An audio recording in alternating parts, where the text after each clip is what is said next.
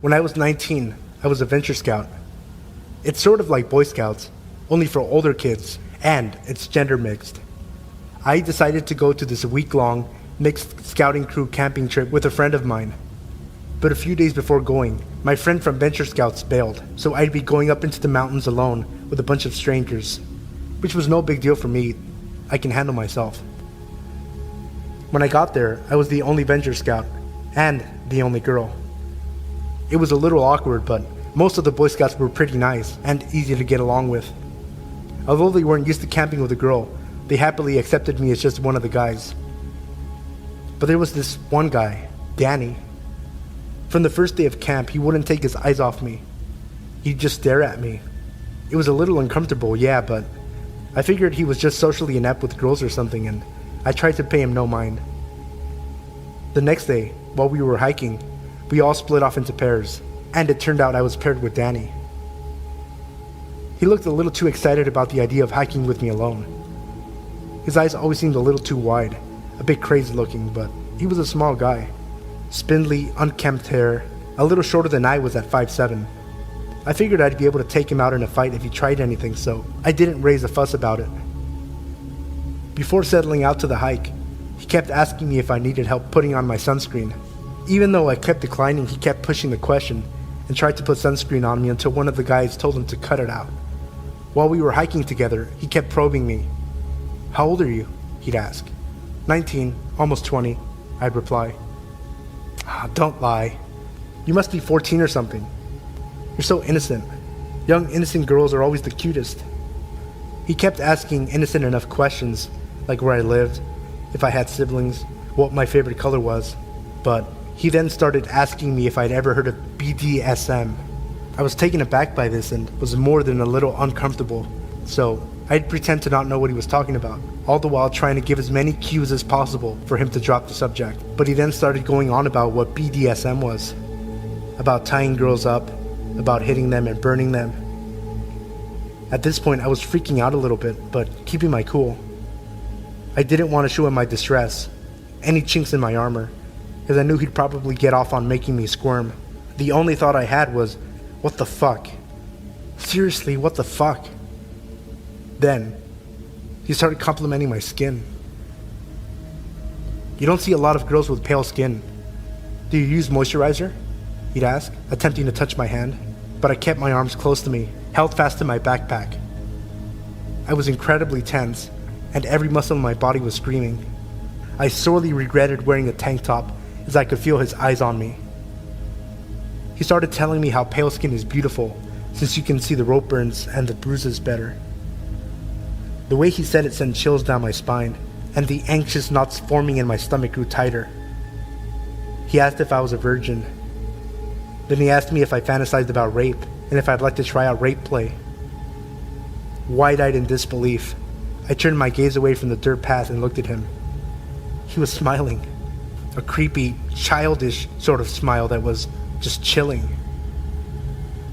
I kept silent and quickened my pace. He felt too close, far too close. I wanted to run. He could probably see the fear in me at this point. There was no hiding it. But then, I saw that another pair of scouts were ahead of us. I ran to them, telling them that the four of us should group up and go together. At first they declined, saying that we're supposed to be going in groups of 2, but upon seeing how panicked and distressed I was, the 2 guys changed their minds, looking confusedly at Danny, who was silently glaring at them. I was just glad that someone else other than Danny was there.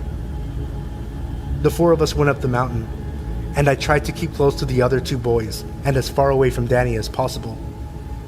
Upon reaching the end of the trail and regrouping with the others, the 2 Boy Scouts offered to switch partners to descend the mountain path. Danny looked downright upset, angry even. He was looking at me as if he were betrayed, but I didn't care if it pissed him off. I accepted the offer of switching partners and was able to get back to camp in relative peace. On the way down, the Boy Scout I was with asked me if Danny was bothering me or something. I lied and said he wasn't bothering me too much. After all, I was 19. I thought it would be pathetic to get so distressed about some weird 15-year-old kid. I figured that so long as I stuck with the other guys, I'd be fine. But then, that night, I was alone in my tent. Everyone else got to sleep in pairs of 2 or 3, but since I was the only girl, I had to be alone in my tent. It's always a little creepy being alone and isolated in the forest, away from everyone else. The scoutmasters insisted my tent be far away from the boys' tents so that they wouldn't bother me, but it only put me in a more vulnerable, isolated position. I sorely wished I'd been closer to the protection of the rest of the group. Late at night, I heard rustling outside. I figured it was just a deer or an elk or something, as it usually was, and went back to sleep. But then I heard my tent opening. Opening my eyes, I peeked through the crack in my sleeping bag to see what it was, and there, I saw the white of an eye looking back at me. Looking through the opening of my small tent. It was Danny, staring at me. I froze, holding my breath. I held my dad's hunting knife close to me, hiding in my sleeping bag, not moving a muscle, staring Danny down, pretending to be asleep, ready to fight at any moment should he take one step into my tent. But he didn't do anything.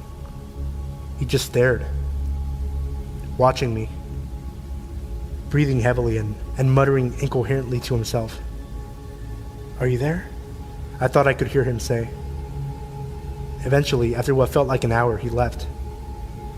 The next morning, exhausted, I caught naps when, and if I could, and kept close to the other scouts in my group. It was difficult to maintain my calm and cool composure. The scout leaders were a little frustrated with me, since it seemed like I wasn't paying much attention to their instructions. But at this point, I didn't care much for it. I was always on some level of alert, as Danny would sometimes creep up behind me and caress my neck, or play with and try to smell my hair. And every night, Danny was there, watching. One night, he went digging through my backpack, looking for something. Unfortunately for him, I kept all my clothes and personals tucked away with me in my sleeping bag. He left with nothing. I grew up in rough situations and circumstances, so I always felt I can only rely on myself. Asking for help was never an option as a kid. Asking for help meant you're weak, so it hardly even occurred to me. I was prepared to tough out the rest of the week, but a little over halfway through the week, Danny was called away by the scoutmasters and sent home. I got the feeling that the Boy Scout that helped me before saw what he was doing and sent in a complaint about him to the staff. While everyone else was confused and happily saying bye, he just crossed his arms firmly and stared as Danny left. Danny looked so bewildered and confused by it all, like he didn't understand what he did to deserve being kicked out of camp. It was so strange. I tried my best to forget about it, and the rest of the week went off without a hitch. But the more I think back on it, the more I realize how damn freaky and bizarre that kid really was. I fear he may end up being some kind of serial rapist or something when he grows up. All I know for certain is that he was very disturbed. I'm just glad my dad told me to take his hunting knife in with me, even though knives weren't allowed at this camp. My father insisted I keep it for protection, and I don't regret it.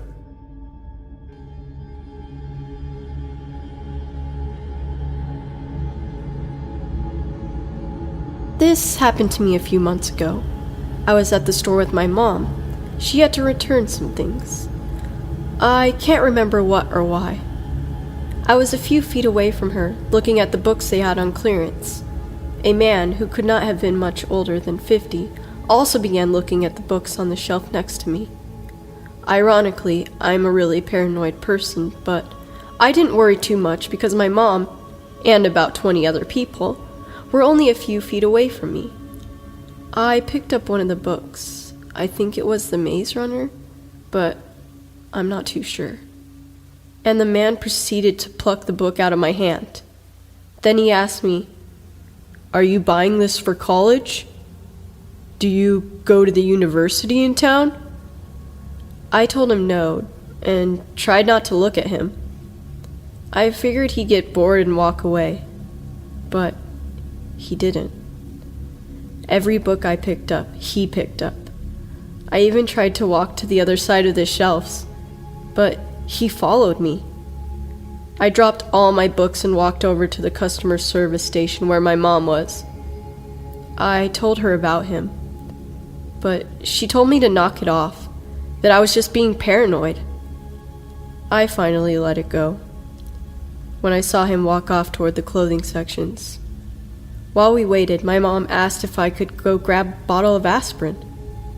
By now, I figured the guy must have left and went over to the medicine aisle. I walked over to the little 20 items or less register.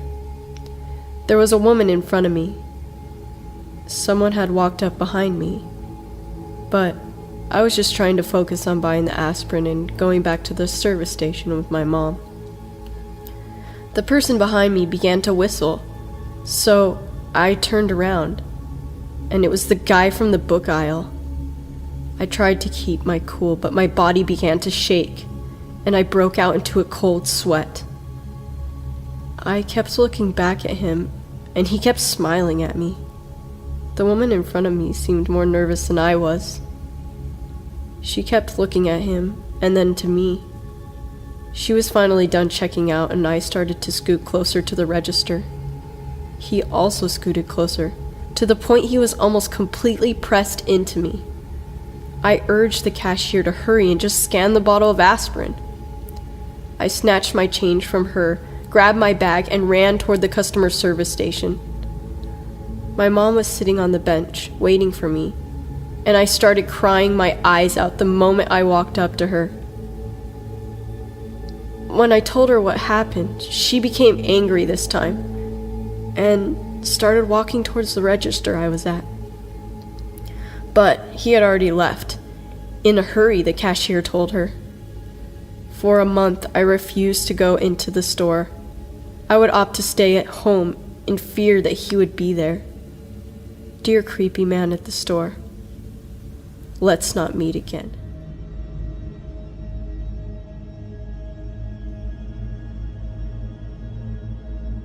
So I used to work in a public library. I absolutely loved my job and all the interesting people who came through. As with any job in public though, you do occasionally get some creeps. One night I was working a close with one other coworker, and this older gentleman comes in. He's probably pushing 60, skinny with stringy hair. He had come from one of our other locations, as we were open later than other branches, to use the computer. I set him up on one, and within minutes he was at the desk, asking to exchange the headphones he'd purchased earlier that day. I obliged without thinking anything of it. As I handed them to him, he grabbed my hand to introduce himself. He told me his name and told me how beautiful he thought I was and that he'd love to take me out and show me a good time. Mind you, I'm 25 at the time. I politely declined, and he storms back to his computer till closing time, where upon leaving, he mumbled some very choice words under his breath. The next day, I was working again, but setting up for a program in the conference room. One of my good friends who I work with came running in and told me some old dude came barreling through the library, mumbling about the girl with dark hair. She came to warn me, but luckily I was heading out for the night. She called me after I'd gotten home to inform me that some dude, turned out to be Creepface, called and asked if and when I was working again. At this point I was becoming legitimately concerned and contacted my supervisor about how to handle this. She told me to contact security and do what I felt best. The next day, I was at work and I was on edge constantly. I had my husband on standby and a good friend of mine who happened to be off that day to hang around the library for the last leg of my shift. And lo and behold, Creepface is making a beeline for me. I run to the back office, locked with a security code, to hide. He followed me the whole way, then waited outside the door, preventing me from coming back out front for almost an hour. The maintenance guy comes to the back to check on me, where I start hyperventilating when I heard someone touch the door. I told him the scenario and he told the dude off and never to come back. I had a friend and family follow me home for weeks to be safe, and I always took a different route home. One of the more terrifying experiences of my life. So creepy old dude, let's not meet again.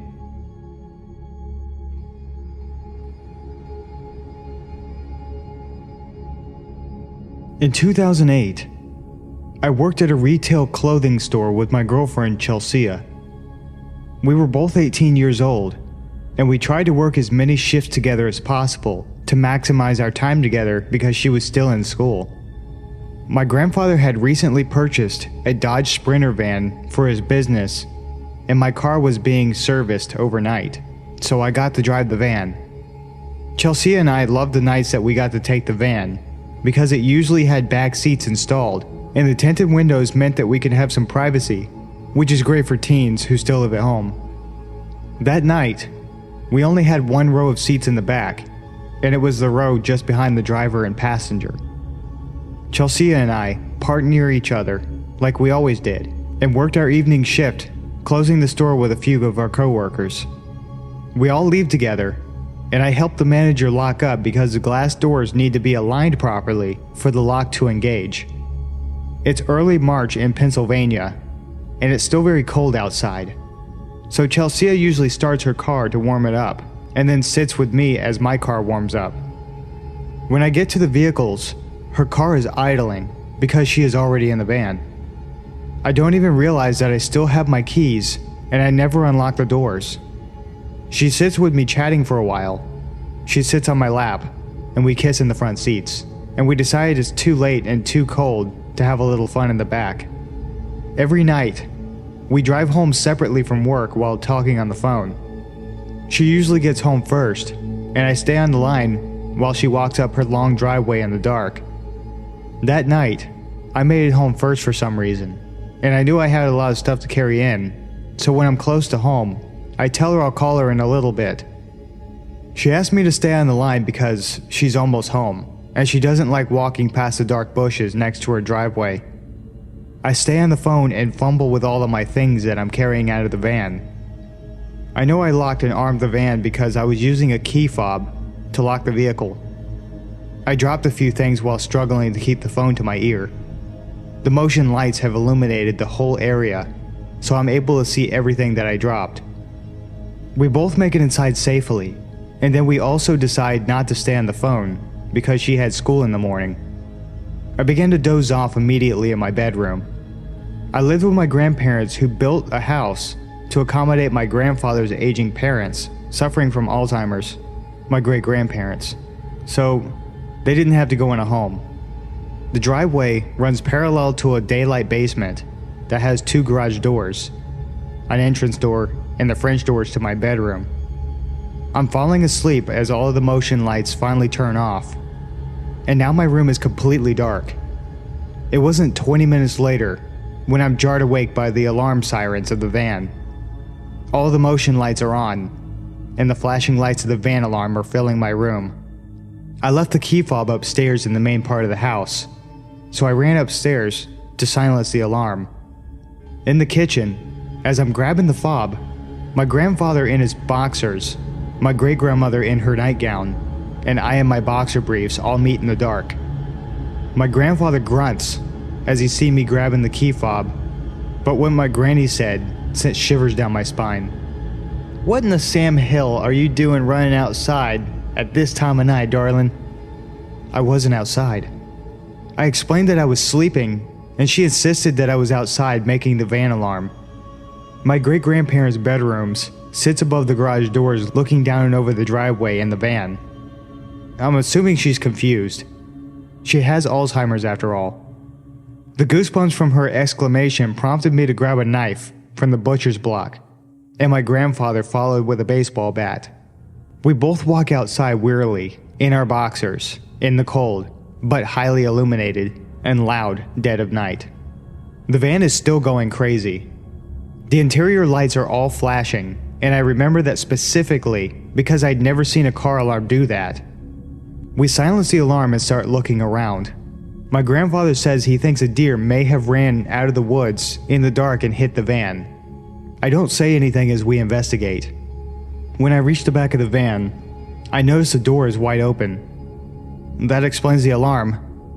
The van has a feature that if the vehicle alarm is armed and the door is open somehow from the inside or outside, it alarms. But how? I locked it and armed it, hence the blaring alarm, but that's when I realized the door was open from the inside. My blood ran cold. The door is open, so the inside lights are still on. I see the empty space behind the row of seats, and there are wadded up napkins and a chip bag. They weren't ours. Someone was in the van with me the entire time. I must have left the van unlocked by mistake when I went into work, and that's how Chelsea was able to get into the van without keys at the end of the night.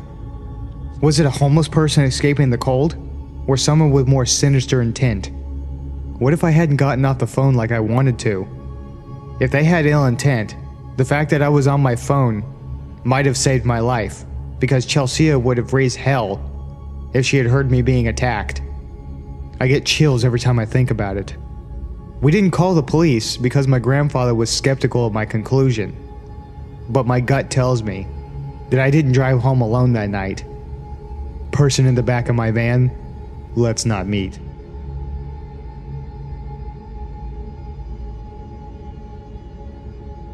Just the other night, there was a windstorm that blew through my town.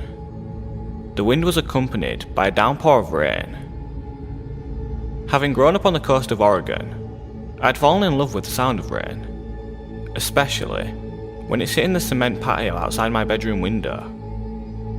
So I had my window open, so I could hear the rain better, and settled into bed, curling up in my blankets and trying to fall asleep. Not long after settling in, I heard what sounded like nails, or claws, scratching at the cement. This wasn't entirely out of place, seeing as I have two wolf hybrids who usually sleep out back at night, so I brushed it off and tried to drift off again. Not much later, I hear it again. I opened my eyes and focused on the sound. The more I listened, the more it became obvious that this wasn't Kova or Anya. If they were moving around, I would hear their tags jingling. I would hear the distinct pattern of them walking. But this was as if someone was taking their nails and scratching at the cement.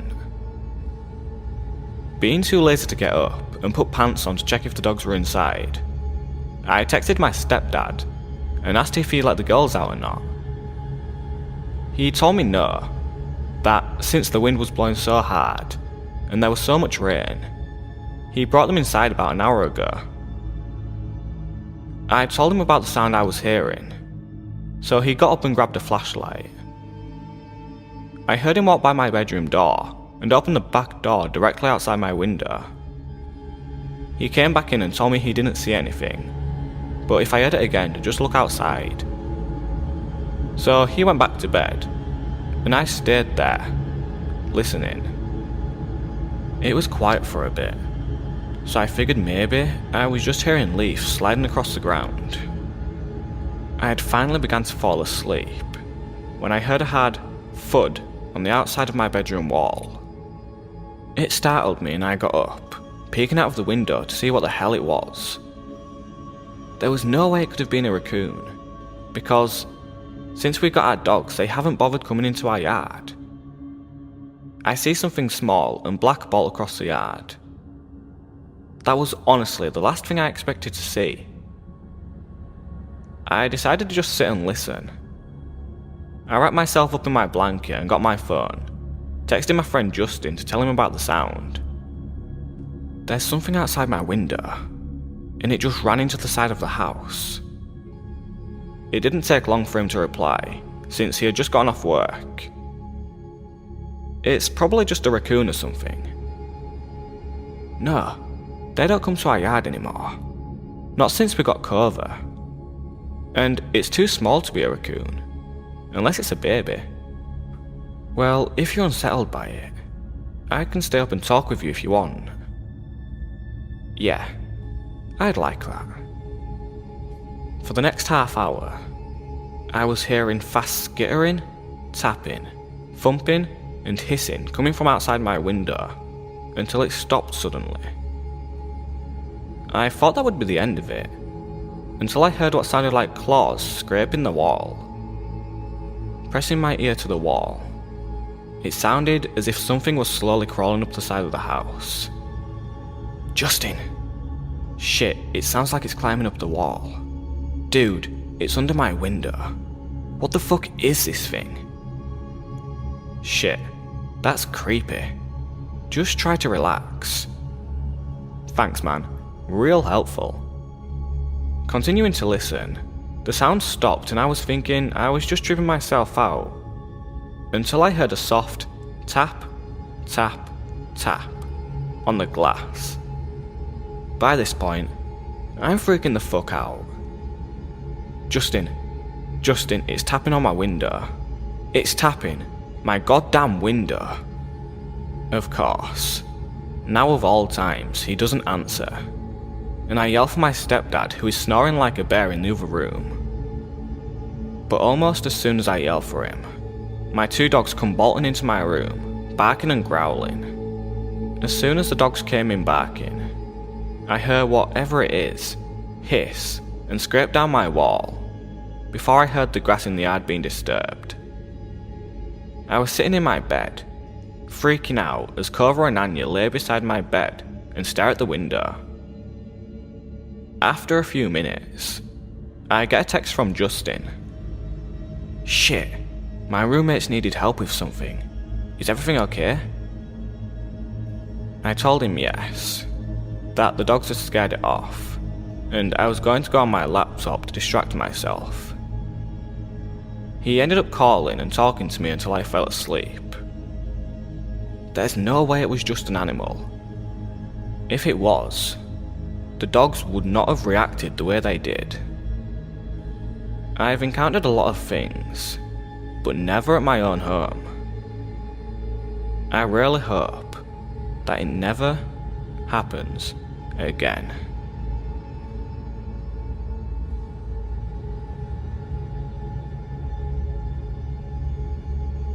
When I was a sophomore in college, I lived in a small but beautiful historic studio apartment in a small East Coast city that had somewhat of a reputation for crime/danger. However, the neighborhood I lived in was usually considered one of the good neighborhoods.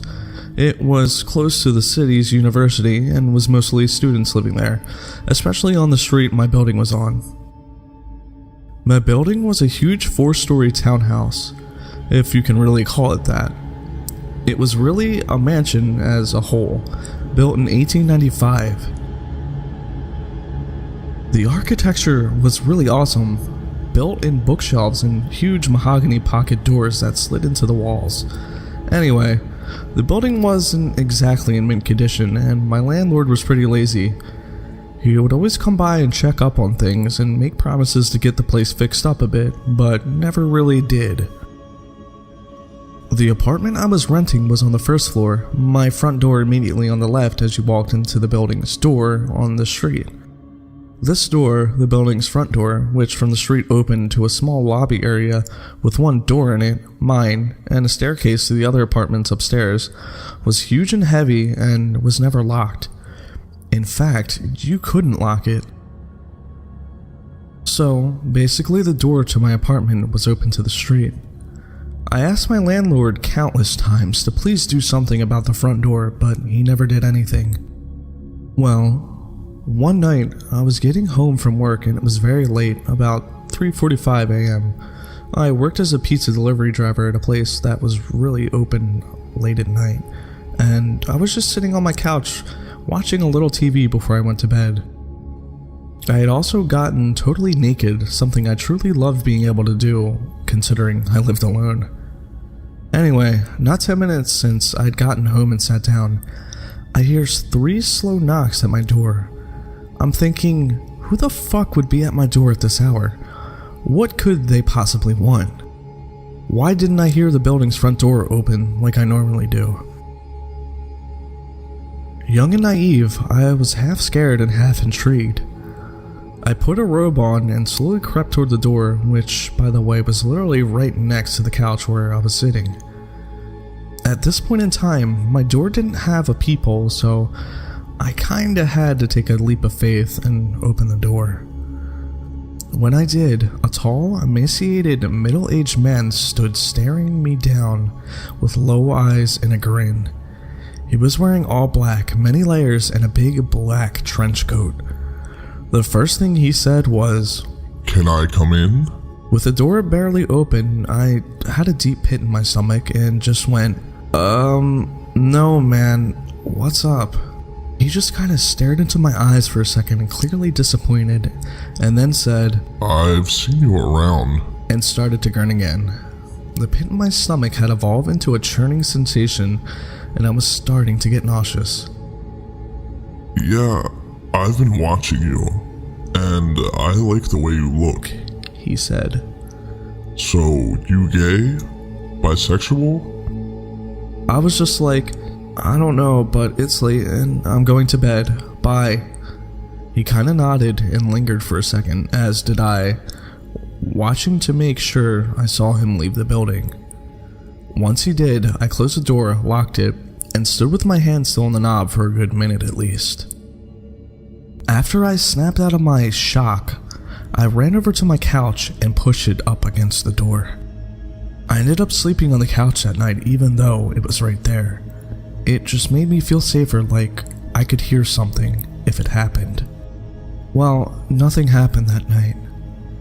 It wasn't about until a week later, on one of my nights off from work, that I was sitting around my apartment, winding down by myself after I had some friends over drinking and smoking a little bit, as college kids will do.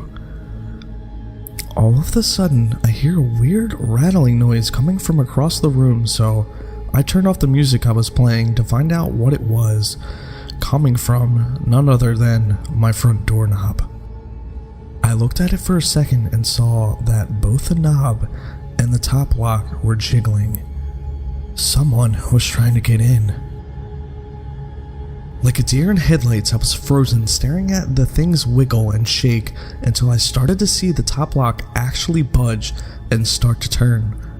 I leapt up from my chair and soared to the door, grabbing tightly on the lock and forcefully twisting it back to being locked. The jiggling of the lock and knob stopped for a second because whoever it was clearly knew now that I knew. It was only a second, though, before they just started struggling again, and I had to use all my might to keep it still. Sweat was dripping down my forehead and my ribcage, and after about 15 seconds of wrestling with the intruder, it suddenly stopped, and I heard the building door open and close, and footsteps run down the stairs of the stoop to the sidewalk. Just like I was before, I was paralyzed with my hands at the door for a good while before I realized I was crying and shaking and that I needed to call someone. My instinct was to call the police, but in hindsight, I regret doing this for the following reasons. I was having basically a panic attack while I was on the phone with 911, and I actually threw up during the call, and I think that's when they decided I was just fucked up or something. When the two police got to my apartment, they stood in my doorway as I struggled to recount to them what had happened as I'm shaking and crying. I noticed at one point that they're both smirking and laughing, and I say, What's funny right now?" One of them goes, "It reeks of marijuana." I was just like, okay, and basically argued with them after that. Long story short, they ended up confiscating a bunch of shit from my apartment and basically turning the whole situation into a little mini drug bust. Although they said they weren't going to charge me with anything, just take my shit. Nothing about this attempted break-in besides keep your door locked. I hate to make this story so long, so I'll try to keep the last part short. Basically, this same scenario happened one more time about 2 weeks from the last time.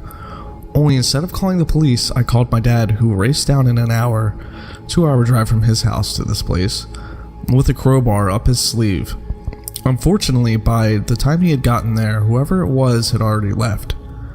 My dad ended up cussing out my landlord and demanding he get the door fixed and install a new lock and a peephole on my door. He did make this happen within a reasonable amount of time, and I also got one of those bars you wedge between the doorknob and the floor, as well as an aluminum baseball bat to protect myself, so I felt a lot better from then now on. Needless to say though, I ended my lease for that apartment a month early and never moved back to that street. I never found out for sure who was trying to pick my locks and if it was that guy who had come to my door the first time, but whoever it was, let's not meet.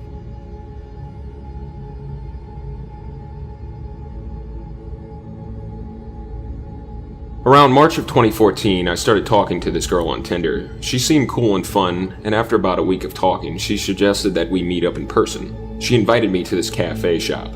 I accepted. However, the day of, she started messaging me saying she had to tell me something. Her pictures on her Tinder weren't actually of her, and yes, she was a guy.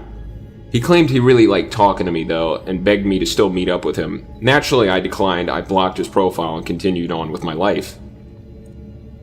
About a week later, I started talking to another girl. Once again, she seemed cool and fun, and we hit it off. She asked me if I spoke to people on Tinder frequently, and rather stupidly, I told her about my previous encounter with the man lady. She asked me if I wanted to meet up. I said sure, as long as it was in a public place. We decided on a cafe. The next day, I sat at a table waiting. 5, 10, 15 minutes had passed, and she was nowhere to be found. I then peered out the window and saw from across the street a man staring at me intently. I looked away, waited a few seconds, and looked back. He was still standing there staring. At that point, I left the cafe, got on my bike. I always bike everywhere I go, and booked it home. I was definitely a little freaked out, but tried to pull myself together, and reasoned that no one could have followed me. I then deleted my Tinder profile, and things were normal for a few weeks. About 3 weeks later, I started getting phone calls. The numbers all showed up unknown. I picked up the first few times to some guy breathing heavily into the phone. I was already a little freaked out. After about a day, I stopped picking up any calls unless it displayed the caller's name. I then started receiving texts. At first they were pretty harmless, calls for attention and begging me to meet up in person. It then changed to very sexual texts until eventually the messages became threatening, and whoever was messaging me started throwing out my family and friends' names and whereabouts, saying he/she would get them involved unless I answered. Because they were texting me, I could see the displayed number. But when I called phone providers, they told me the number couldn't be traced. It was probably a track phone. Great. I waited about 2 weeks not responding to texts, thinking I shouldn't feed the troll, but eventually it became too much. I started getting upwards of 50 calls and texts a day. I would wake up to 10-20 texts every morning. I then decided to change my number altogether. The texting and calls stopped for a while, but sure enough, it started happening again. I called my phone provider asking if they gave out numbers at users' requests. They said their policy stated that they wouldn't/couldn't unless a valid identification was provided. Then one day, I tried logging into Facebook, but was denied. Within a day, friends started contacting me asking me what the hell I was doing, saying they were getting terrible messages from my account. In particular, one of my girlfriends was receiving messages about her mom who died years ago. I apologized profusely and told people what was going on. I contacted Facebook and explained the situation. They helped me access my account again, at which point I deactivated it for a while. Enough was enough. I decided to contact the FBI, explaining what had been going on for a month now. Documented everything, but told me since I or any of my friends/relatives were in no immediate danger, they probably wouldn't be able to do anything. At that point, I felt stuck. I thought about hiring a private investigator or a hacker. I decided against it, however, just hoped it would fade out. I never answered. I left my Facebook deactivated, ignored any text/phone calls. I never had any trouble at home, but some of my closest friends would receive an occasional text as well, which weirded us all out. I hated that they got dragged into it. One day I came home and things felt very eerie. Door unlocked, windows open, no one home. A strong breeze running through the apartment. I did a check of the place and found nothing else weird, so I locked everything up and just waited for my roommates to get home. Been almost 7 months now. The text/calls have more or less stopped. I get an occasional text, but at most every 2 weeks. At the peak of it, I was receiving almost 100 texts a day. It definitely affected my social/personal life. I became more weary of people around me and my surroundings. I just felt like I couldn't really focus on anything until this stopped. Work was very difficult though. I tried to maintain my composure as best as I could. Everything was just weird. Life was weird. I've since stopped using all forms of dating apps/websites. Things are getting back to normal. At this point, I just wanted to put all this behind me. I'm moving at the end of this year, so it'll be nice to have a fresh start in a new place. I'm not going to sit here and say all dating apps are dangerous and no one should ever use them, but definitely cover your bases. Ask more questions before meeting someone. FaceTime them first, Skype, anything. I was naive about it, and I regret it. Be safe, stick close to your friends, and try meeting people in more traditional ways. Weird Tinder stalker, let's not meet.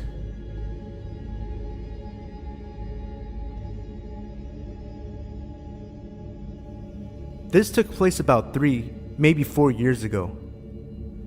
It was a calm winter evening, and my parents were gone for a couple of days on Christmas Eve to relax after a very tiring last day at work. It was just me, my video games, and my dog, Chase. I'm a 14-year-old male, 6'1" at the time, so I was a pretty big dude for my age. I had taken up MMA, and I had also started going to the gym for a couple of years by that time, so I could take care of myself if needed to. Now, back to the story.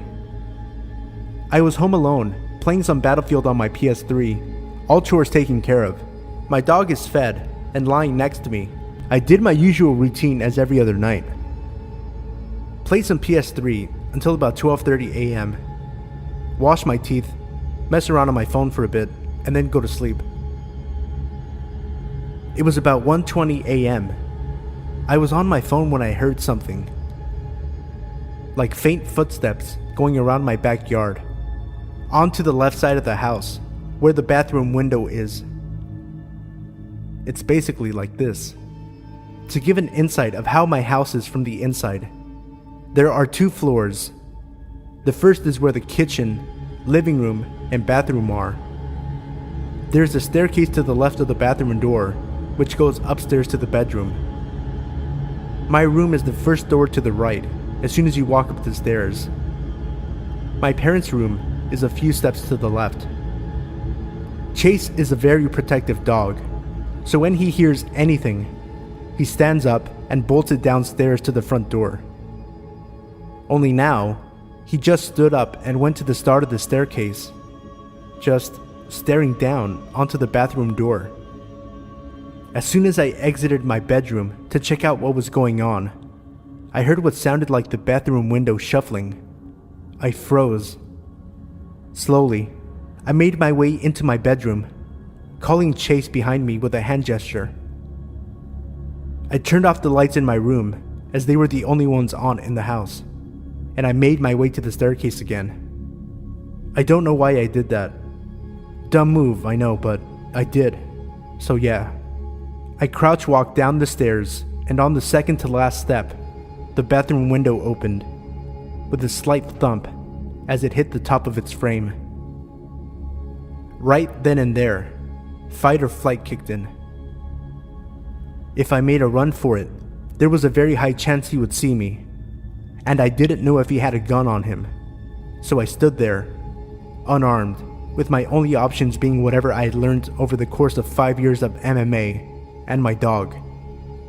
I waited for what seemed like a minute, which in real life couldn't have been more than 10 seconds, and then I see him. Black hood on, black skinny jeans, black all-stars, and long, greasy blonde hair. He hadn't seen me yet, but if he turned around, me and Chase were ready for a fight. He turned around, and as soon as his eyes met mine, my fist had already connected with his bottom jaw. I hit him hard enough to hit his head against the wall. He then proceeded to lose consciousness with Chase growling on top of him. After that, I called my mom, and then the cops. The police showed up in 10, maybe 15 minutes, and they arrested the dude. My parents arrived the next day, never to leave me home alone again.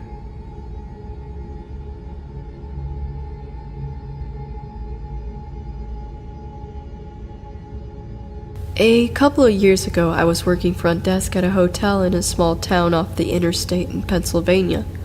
I'm not sure how other hotels do it, but unless it was a busy summer, front desk agents worked alone on every shift. Since it was second shift, that meant that all the housekeepers had left hours ago. My manager was gone for the day, the maintenance man was gone, and I was the only person in this 3-story hotel, with the exception of about 4 rooms that were being rented. Since it was about 7 at night, I'm pretty sure all but one of the guests were out to dinner.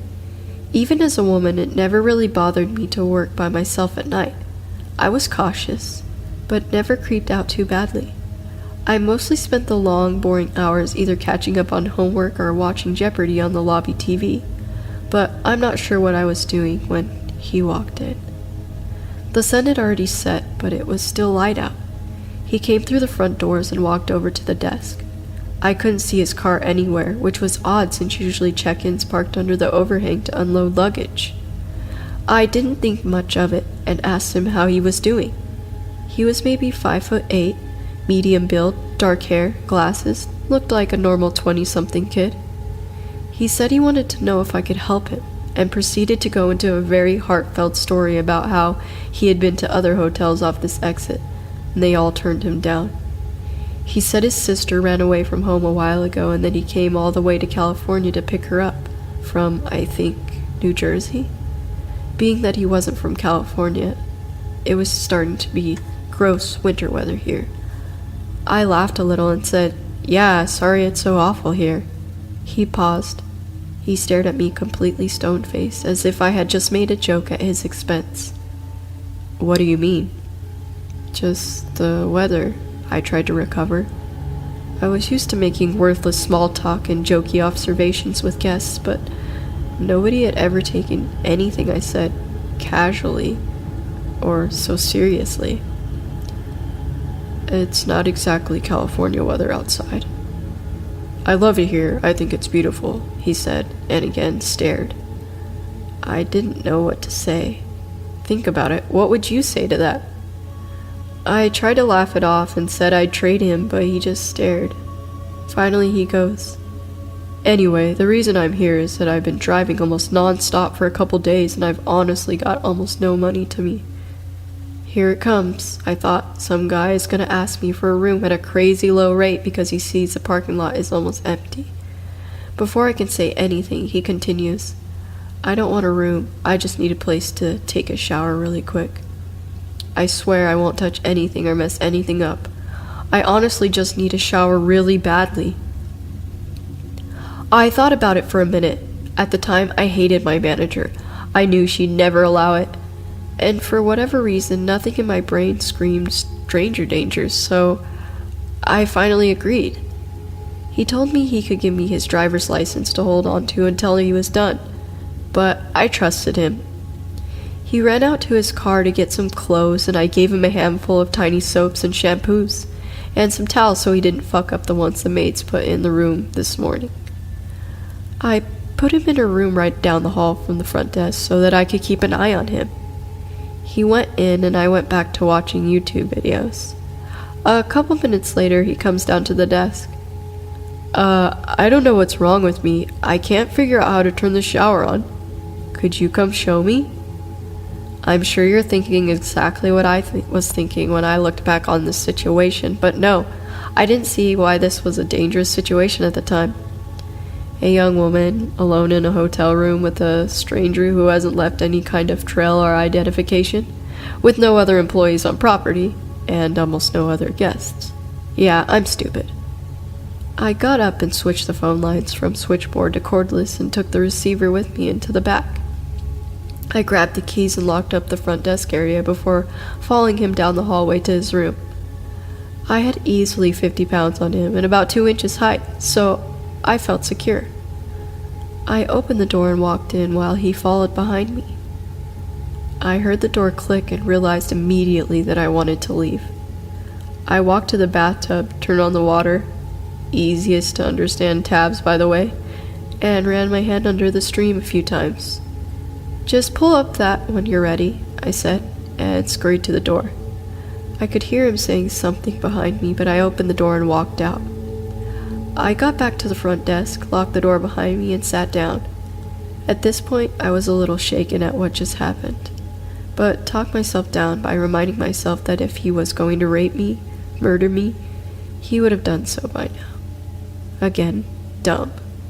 Finally, he comes down the hallway and hands me the towels and empty bottles of shampoo, body wash. He says he's hungry, so I point to the breakfast area in the lobby and tell him there's some apples and bananas sitting out from breakfast and that he could take some for the road. I remember hinting that I wanted him to leave. He walks a few yards over to the counter and grabs a banana and an apple, then comes back to the front desk. "What did you say your name was again?" Queenie Frostine," I said hesitantly. He could see my name tag. How old are you? 23. Could I ask you a question, Queen Frostine?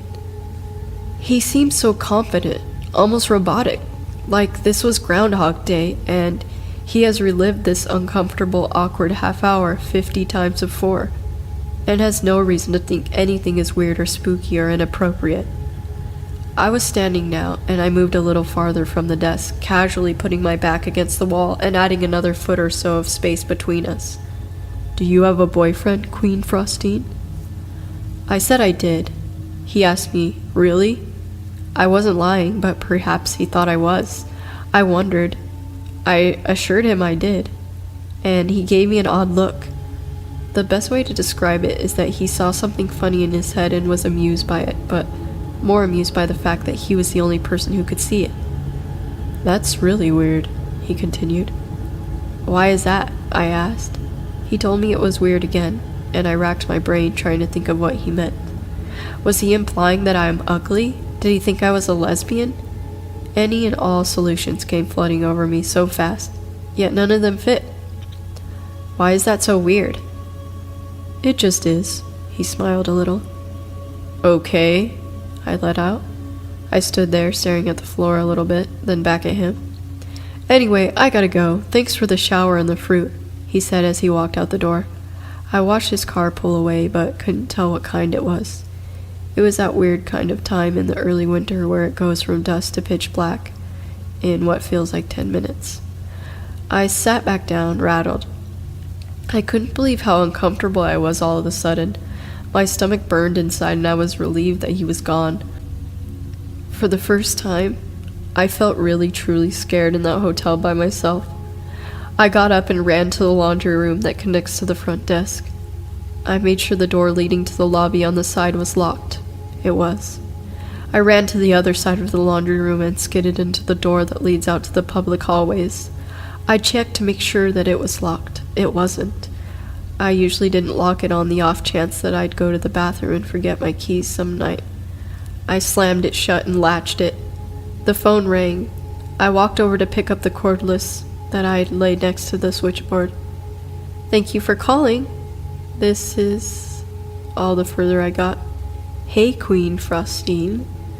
I paused for a second, shocked that someone messed up my spiel. It definitely wasn't my boyfriend's voice, nor was it maintenance man. It's Adam. I was just there. I could literally feel my heart sink. I looked at the door but couldn't see him there. The darkness on the outside unsettled me. I sneaked behind the door to the front desk and into the laundry room. I didn't know if he was outside watching me, but I didn't want to be seen. I mumbled and, "Oh, hey," trying to be casual and failing. He continued, "Hey, I just wanted to let you know why I said it was weird that you had a boyfriend." I peeked out again to see if it was him at the door yet, but nobody was there. I think it's weird that you have a boyfriend, but you still let a guy come in and shower. I could feel my pulse quicken. I mean, that's so weird. Is it? I asked, trying to keep my composure as I ran through the laundry room and rechecked the doors. Then I remembered the only door that wouldn't lock. The door directly to the outside. The back of the hotel where employees would sneak out to smoke weed. The latch had been broken for a while, and our manager decided that decorating the lobby for Thanksgiving came before safety issues in terms of budget. I stepped back to the doorway that led to the front desk and to the laundry room, and locked that one behind me. "Yeah," he continued. "I mean, you have a boyfriend and you still let me come in and shower. I don't know. Don't you think that's weird?" "No," I said, trying to end the conversation in a short tone. "That's all I wanted to say. Anyway, I'll see you soon, Queen Frostine," he finished almost threateningly. I hung up the phone. I called my sister and told her to send her husband over, but she insisted on calling the police. I made her promise not to, as I didn't want to lose my job. I called the maintenance man, since I knew he lived right up the road, and told him to hurry over. I called my boyfriend and told him to please come. I wanted my bases covered so that someone would show up within 10 or 15 minutes. I never heard from him again, and we all kept it a secret from my manager to keep me from getting fired. I hadn't thought about this for a while, but looking back at it, it's entirely creepy to me. So, yeah, Adam, let's not meet again.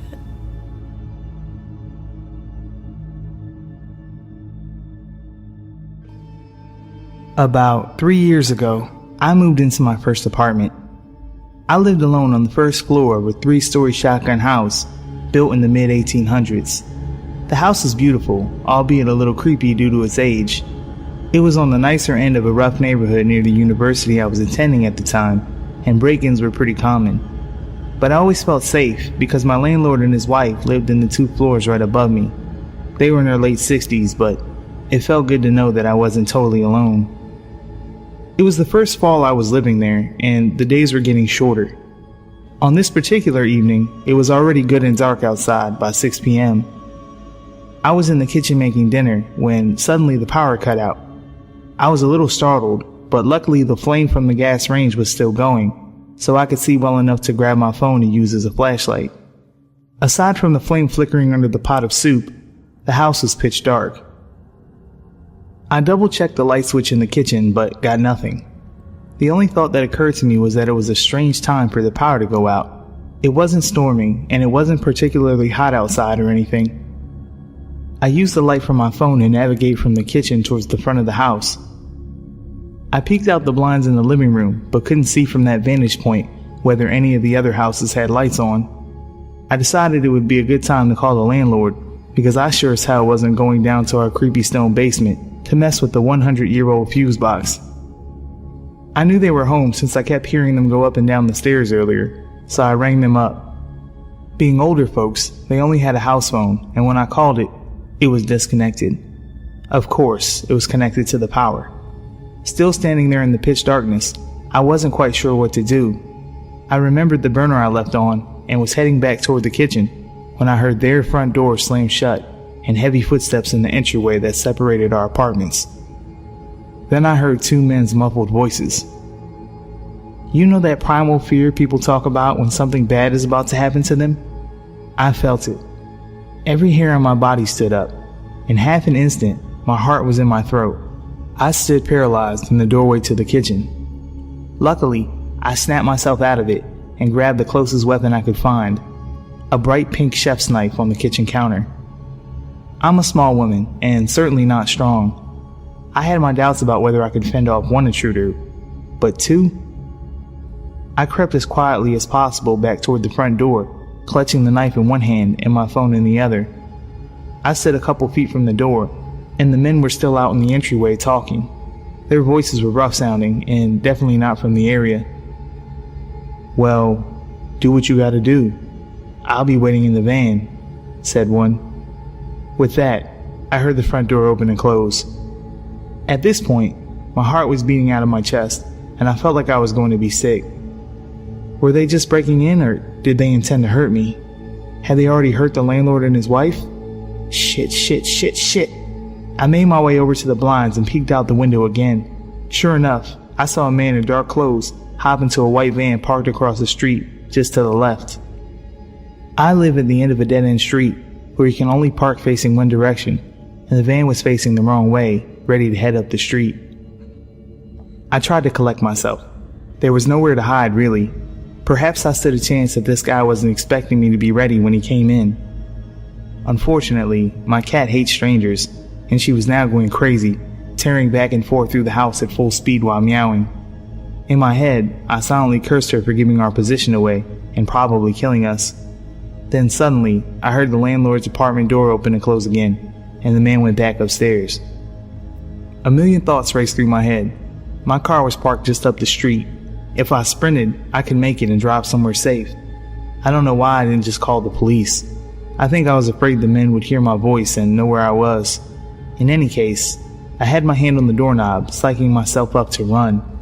I couldn't hear the man moving around anymore, which probably meant he was on the 3rd floor.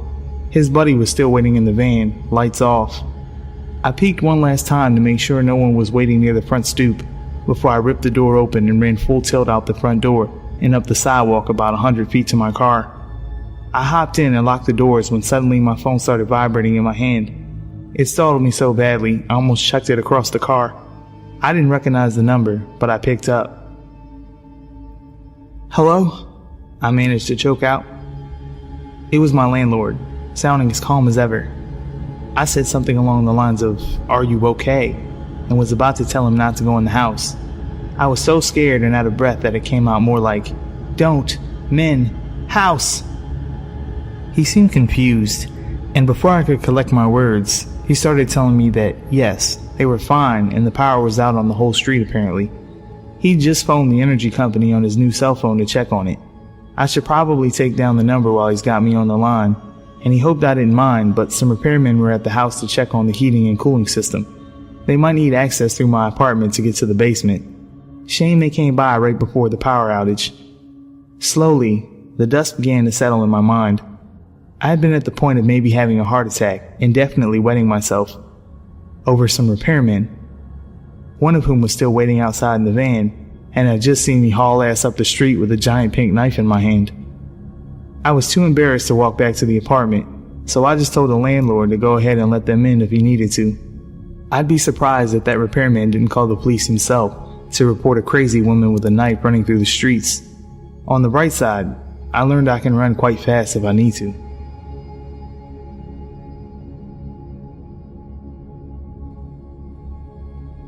Some information about me is that I am 15 and was at the time of the encounter.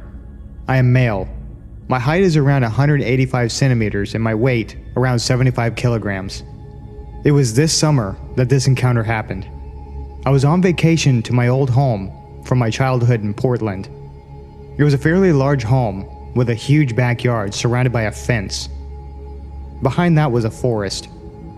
The only problem with this house is within 1 kilometer, there is only one other home and it is empty. A girl with her parents lived there.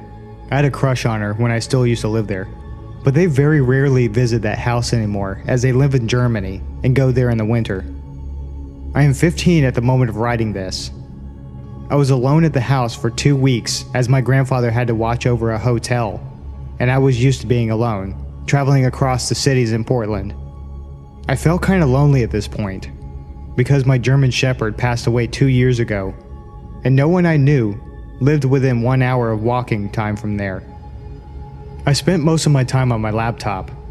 However, I would occasionally go into the woods and explore, because I used to go there with my grandfather to collect mushrooms.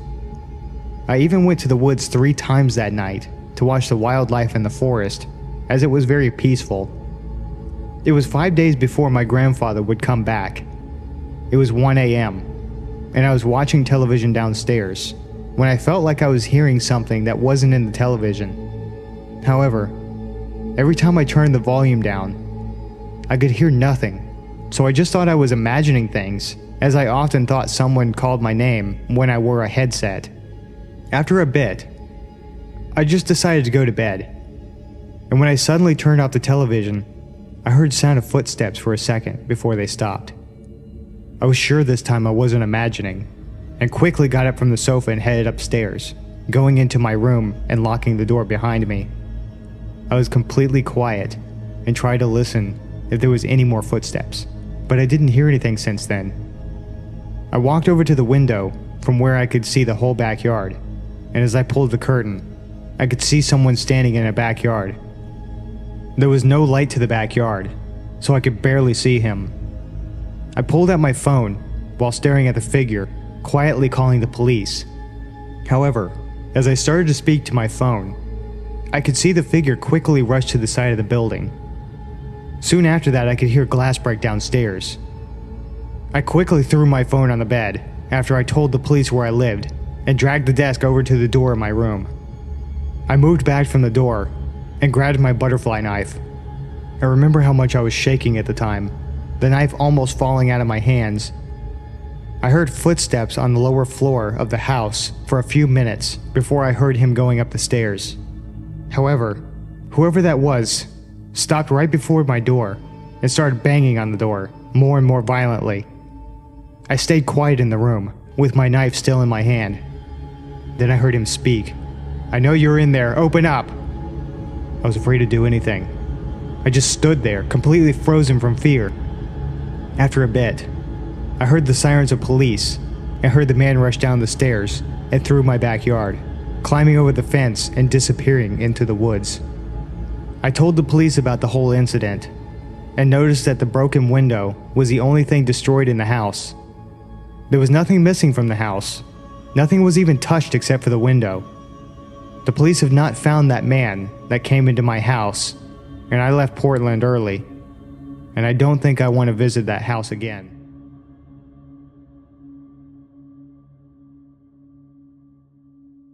In 2007, I was 20 years old and lived with my girlfriend. Neither of us had a vehicle at the time, so when we got into an argument one night, I left and started walking the 8 miles to my mum's house to give things a chance to settle down. This was around 1 AM. As I'm walking, a small goldish car pulls up beside me, and the driver, a middle-aged black man with a slight speech impediment, asked me if I need a ride, which I declined. He asked me if I was sure several times, and I said yes, but thanked him, and he drove off. For the next couple of miles, he was idling at every major intersection, sometimes honking his horn at me slightly. Every time I noticed him, I made a conscious effort not to look at him again, or invite any more of his attention. I thought he had got tired of messing with me, until I walked in front of a small used car dealership. I heard someone say, "Hey, come here," from the parking lot. It was him again. I stopped, obviously startled, and he tries to calm me down. "Whoa, chill, dog. Hey man, you sure you don't need a ride? I'm not busy at all, and I really don't mind." I again declined, and he starts asking me questions left and right. I talked to him for a good 45 minutes or so, hoping it'd make him leave me alone before I go on a less busy street. He asked me what my name was several times, as if to check if I gave him a fake one. I did, but I lied consistently. He also kept asking me if I had any weapons on me, or if I was violent. I told him no, which was probably stupid. He then started trying to get me to step closer, so he didn't have to yell to talk to me. No. Finally, I tell him I need to keep walking. He again offers me a ride, is again rejected, and then says, "Look man, I'm really just trying to get some weed." What the fuck? Given his behaviour and the circumstances, that seemed very unlikely. I walked off and crossed the street and zigzagged through some shopping centres to lose him. If I did, it was only temporarily. At this point, I was confused, slightly freaked out, and mildly paranoid. But what happened next really freaked me out. An hour or so later, I was on a quiet street, almost to my mum's house. Psst! I look to my right, and I see a chubby but attractive Hispanic woman smiling really big and waving me in to approach her. She was in a driveway of a yard full of plants, a man-made jungle type thing. Can't see a lot of the yard from the street. She did not live there. Yeah? What's up? I asked her, not moving towards her at all. "Hey baby, wanna come home?" "No thanks," I told her. "Oh, you have a girlfriend?" "I just don't know you," I say, and then continue walking. I honestly thought at the time that this was a setup for a robbery or something, but it appeared she was alone, and there was no one else in the truck. I glanced back towards her, and she's now got her truck door open, like she's going to leave.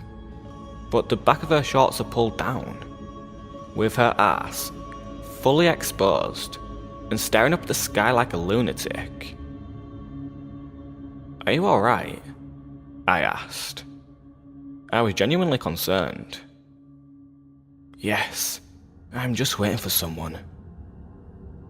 Waiting for someone in the sky at 2:30 AM in a stranger's driveway, hidden from the view of a street? Okay, good luck, weirdo. She had to be on something. I kept walking. She backs out of her truck and drives past me. As she does, I see there was someone else in the truck the whole time. Must have been hiding for some reason. It was the black dude from earlier. Staring. Eyes like daggers. No smile, or anything this time. I get chills even now thinking about realizing, for the first time, that this guy really wanted me for something. And I probably almost became a victim of some major crime. Shortly thereafter, I made it to my mum's.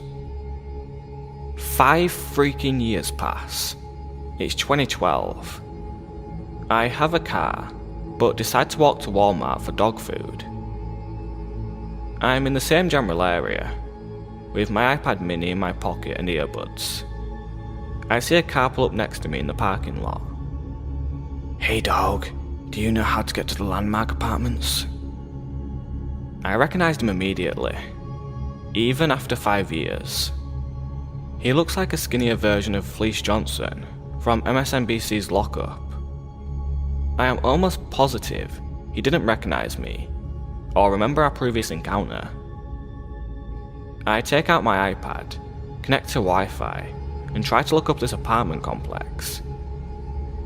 It did not exist. He volunteers that his name is Carlton. I start telling him where he might want to check, but he's not interested, and starts asking me questions. Again, asked my name several times, asked if I'm armed or violent, asked me to step closer so he doesn't have to yell. How often does this guy do this shit, for fuck's sake? "You going to Walmart?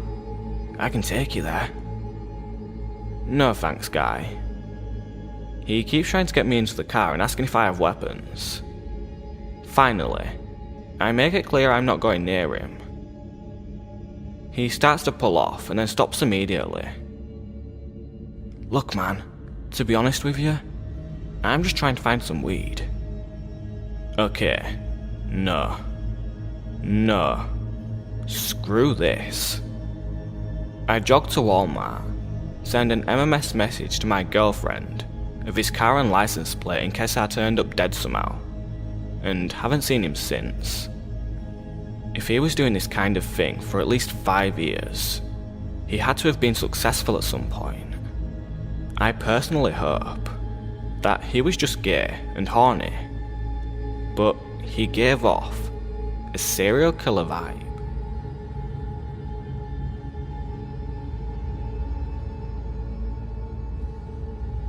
So, I'll start off by saying that this story is pretty long and is gonna make my friend and I sound like complete fucking idiots. This is because, well, we are. We completely ignored everything we've been told about stranger danger and basic safety because, hey, we are both 20-year-old college dudes. I also am not the best writer, so bear with me. This happened last Sunday. So, my parents are pretty well off and love to travel to exotic destinations. They planned a trip to St. Lucia and extended an invitation to my sister, her boyfriend, and my friend Vince and I. St. Lucia is a small mountainous island near the coast of Venezuela. It's a significantly underdeveloped nation with an all-cash economy where few taxes are collected and spent for the good of the commons. Violent crime on the island is not unheard of. There are a few paved roads, a few major favela-like towns, and a couple of small, secluded, high-end boat-accessible resorts. We stayed at one of these resorts. My parents were in one room, and the rest of us stayed in a room next door. The rooms were more like little huts open entirely to the outdoors with easy accessible rooftops above and below. All was well for most of the trip. We went hiking, snorkeling, and relaxed on the beach. As much as my friend and I enjoyed it, this resort was meant for honeymooners, not for college kids looking to have a wild time. One night, Vince and I were up drinking late at the bar, which was not extremely lively as usual, and we get to talking with the bartender, Gustavo. We bond with Gustavo over our interests in Easy Weezy and girls, and nothing seemed off at all. We asked him if he knew any clubs or where to go to have a good time in town. He told us about how we really had to leave the resort to experience St. Lucia as we expected. He offered to take us to his place sometime to show us the good time we'd been looking for. He then showed us a picture of his house. This should have been the first red flag, but we were drinking and had no reason not to trust our new friend. Gustavo had a massive house for St. Lucian standards, complete with a huge flat-screen TV, pool table, bar, and a Camaro. We'd been around the island a bit at this point and had not seen a house or car half as nice as his. We told him we'd be interested, but would have to let him know when we could go later. The next day, we get a text from Gustavo midday saying that a boat was at the dock to pick us up. This was strange to Vince and I since we didn't really agree upon a time. We told him that we had plans and couldn't go during the day anyway. This seemed to piss him off just a little bit. The next day, whenever Vince and I would see Gustavo at the resort, he lacked enthusiasm and ignored us as we said hello to him. The following day, however, Gustavo was off work and texting us like we were best friends again. He asked us if we could come to his place and told us he was making pizza, had girls lined up, and some of that good. Knowing that my parents would never let me do something so risky, we told him that we would go out after 10 because my parents were most likely going to be asleep at that point. He agreed, but was kind of annoyed and made it sound like we owed him and better not bail again. On a side note, I've never done coke, but my friend Vince has. I was slightly worried, but I figured I'd just say no, like Dare taught me or whatever, and still could have a good time. Besides, we couldn't really bail on him twice. As 10 o'clock rolled around, my parents had gone to sleep, my sister and her boyfriend had gone elsewhere, and Vincent and I had finished up pre-gaming at the bar near the dock until it closed for the night. It started getting very dark, and soon Vincent and I were about the only ones down at the dimly lit beach area. This is when things really started to get sketchy. Around 10:15, we get a call from Gustavo saying something along the lines of, "The plans have changed. The boat taxi is no longer being arranged through the resort. My guy is coming to pick you guys up. The fare is going to be a little more expensive now, around $100 plus tip. He's nice, but he has a little temper, and he's in a hurry, so don't piss him off. Look for the green and yellow boat and just get in." The unfamiliar flat and low tone of his voice that he used sent chills down my spine, and suddenly we knew we were in serious trouble. We only had $140 on us together and immediately agreed that we would wait for the boat, give him the cash, and say we couldn't go anymore. A few minutes later, we got another call saying, "My guy is going to be a little late. He has some drop-offs to make, but if you're not gonna dock when he gets there, he will be knocking on room 17. Don't make him knock." Room 17 is the room my parents are staying in. Vincent is about to throw up at this point. Trying to calm down, I suggest that we hide our phones and wallets nearby just in case they try to mug us. There was nobody but us at the beach at this point. I could barely make out some small boats far out in the bay, but they hadn't moved in a while. We were standing on a small rock peninsula at the side of a cliff surrounded by black water with a single dim lamp overhead. We cannot run and we cannot hide. My parents and my sister and her boyfriend may be in serious danger if we do. 11:30 p.m., we get another call from Gustavo. There will be 3 boats coming. Just get in. This is now obviously fucked. We are fucked. We are so fucked. Why the fuck are there 3 boats? Vincent and I are pretty skinny guys. There's no way we could fight more than one person. It's the perfect kidnapping, I thought to myself. Vince and I are weak young adults who come from apparent well-off families, who didn't tell anyone where they were going or what they were doing. Gustavo knew all of these things and obviously had the resources and connections to pull abduction off, or worse. I spot what appears to be a security guard making rounds down the beach a ways and immediately walk as fast as I can to him with Vincent. I explained, without using Gustavo's name, that we were supposed to be picked up by 3 boats and we feel extremely uncomfortable after recent events and just want to pay the boat captain and leave. My hope was that if we did get kidnapped, at least one person would know where the fuck we went or what happened to us. He assured us that no boats come around this time of night and we shouldn't wait too much longer. We walk not 100 feet before we get the single most chilling text I've ever read. Did you just talk to the security? Vince and I both froze and stared at each other for a few seconds. We decided to reply and said we were just chatting with him and heading back and that we can't go anymore because it's too late. He quickly replied, "Don't worry, haha." We replied, "Seriously, don't send the boats, we're not going anymore." Once again, his response was, "Don't worry, haha," followed by another "Don't worry, haha," and that was the last we heard of him. I've seen this shit in the movies. Coke dealers don't usually treat rats very nicely. Maybe Gustavo knew that I didn't use his name, and maybe that's why we were able to get out of that mess. Was the security guard in on it, or were we being watched the whole time? I will never know. Not knowing what to do, Vincent and I started climbing the few hundred stairs up to the mountain, back to our room with purpose. It was dark now, with the only occasional dim lamp along the way. Every single sound, every single movement in the surrounding jungle scared the living shit out of us. I've never felt this afraid in my entire life. We get back to the room, lock the door, and I go out to the patio, silently watch the climbable roofs like a fucking hawk. Vincent swears that he saw hands on the edge of the roof, but they were gone when I pointed my phone's flashlight at them.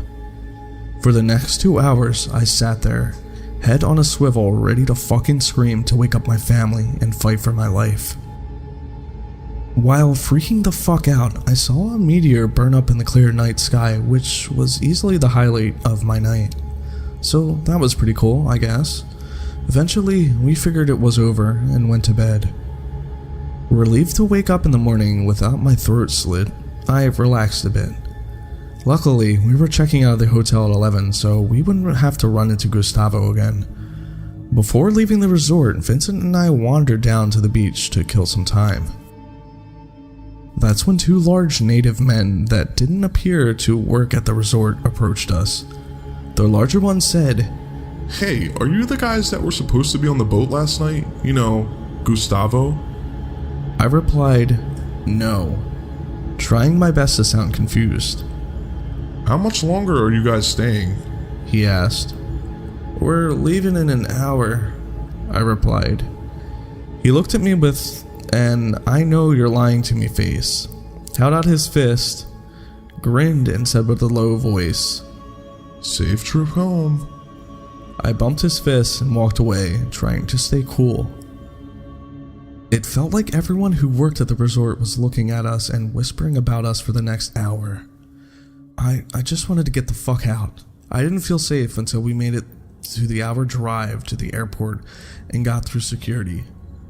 Gustavo and your friends? Let's not meet again.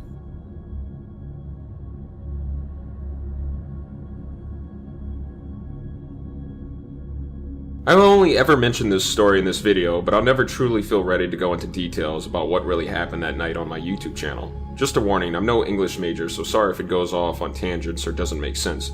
but feel free to ask questions and I'll clear things up. Some names have been changed to protect the innocent. I was 18 at the time I got accepted into university. The same day, me and my then boyfriend got into a fight. I decided to have a few drinks with my cousin Becky, her boyfriend whom she had a child with, Eugene, his housemate, Ken, and the neighbor Hadley. Sounds like a safe scenario, right? Wrong. Around that night, we were all playing drinking games, and I thought I was having a ball in my best t-shirt without my boyfriend. This only being the second night I'd gone out since I'd moved out of my family's because of issues and only went to school, work, sports, school clubs, and the first night was going to my cousin's birthday. I noticed Ken kept staring at me the whole night, but I never tried anything, and Becky told me to stay away from him because he would sleep with anyone, including Hadley. I wasn't going to sleep with him because of a disagreement with my boyfriend. It got late. Becky asked if I wanted to stay at Dad's house while she was away or sleep in the spare room. I told her I felt a lot safer if I slept in the same room with her and Eugene, since I always got a creepy vibe in the spare room since it was small, cold, and cramped. My half-sister used to have the house before my cousin got it, and it used to be my half-sister's room. That was also where I watched The Exorcist. I didn't feel safe sleeping alone in my dad's house. Ken and Hadley slept on the couch. I noticed Ken kept following me around all night, making derogatory remarks. Later on in the night, Ken started licking and sucking on my feet and toes, and tries to move up. I'm paralyzed with fear because I only had one incident where I had almost gotten raped. Again, the first time I thought it was a safe environment with family. He tries to move up my leg. I pretend I'm trying to toss and turn and cover up my zipper of my pants. But he forcefully and quietly moves my hand away and goes back to sucking and licking on my feet. Eventually goes back to Hadley. I hear her giggling. Prepare myself for the worst and think if he comes back in here, I'll wake up my cousin. Of course he comes back in. I nudge and shove and shake my cousin's arm quietly, fearing Ken would do something violent if he found out. Turned out to be Eugene's. He grabs my hand. I squeeze it tightly, once again tossing and turning so Ken doesn't travel any further up my feet. Eugene apologizes when Ken leaves and tells him he didn't do anything and feels guilty. Maybe it's because Ken was bigger than him and he was under the influence of drugs. I didn't know he did crystal meth until later, but Eugene says he'll say something if he came back in. Yep, and he did. Eugene asks, "What the fuck are you doing in my room?" Ken nervously musters up and, "Oh, I'm sorry," and quickly walks off. This is now dawnbreak. Eugene profusely apologizes when I told him he could have woken up Becky. Then Eugene grabs my hand and I feel something erect. I pull my hand away. He tries it again. I move my hand away and tell him I gotta go back to my house. I take the longest shower of my life. Then I couldn't even wash the disgusting feeling I felt. I walked back to my home. I'm greeted with why it's my fault and I should have never left or fought or an argument, unfinished business with my boyfriend's mom. I burst out crying, tell her everything for the first time. She hugs me, they call the police, and report both of them. I never went to work that day. Around then, Ken decides to quickly move the fuck out. Eugene and Becky are confused and ask my cousin if it wasn't touching what I think it was, what the fuck was I touching then? That was so important that I had to remove my hands twice. Eugene wanted to talk to me, one-on-one, but I refused. 2 weeks and 2 days later, he hangs himself, writes a letter to my cousin. I had no idea I was actually at my dad's house at the time after another argument with my boyfriend. Eugene only lives next door. His workmates actually found him when he didn't show up to work for 2 to 3 days. My dad tricked me into going to Thailand, said it was my fault I almost got raped. He drugged me. I'll never know if this was true. Against my will, the police decided to drop the charges since I was living in another country. That was 7 years ago, I gotta say. Ken does a damn good job at hiding his tracks. While I was writing this story, I did manage to find his Facebook. Please do not mention that you found this story out of respect for my family, in case he finds my YouTube channel or Facebook and intends to hurt me. If you do, you're giving the perpetrator fuel and just as bad. I'm living in another country, but I'm still terrified of him in some ways, if he can get away with it once. I feel this sickening and horrifying sense of guilt about Eugene, since I was the one that reported him. I was responsible for his death. He was my niece's father. I love her so much, but I'll always be reminded for taking her dad away from her. Here's his Facebook. Worse has already been done to him, so don't try anything malicious. Months later in 2010, I was on visit to New Zealand. I found out the day we met Ken, he was staring at Becky. One day while she was sleeping in the same bed with Eugene, he was just staring at her. She woke up. She got lucky. I have to wonder how much worse the situation would have gotten if I slept in the spare room or went back to my house all alone. The moral of this story is no matter how safe or careful you are in an environment, you can never truly be sure, and people you think you can trust can be turned in a heartbeat.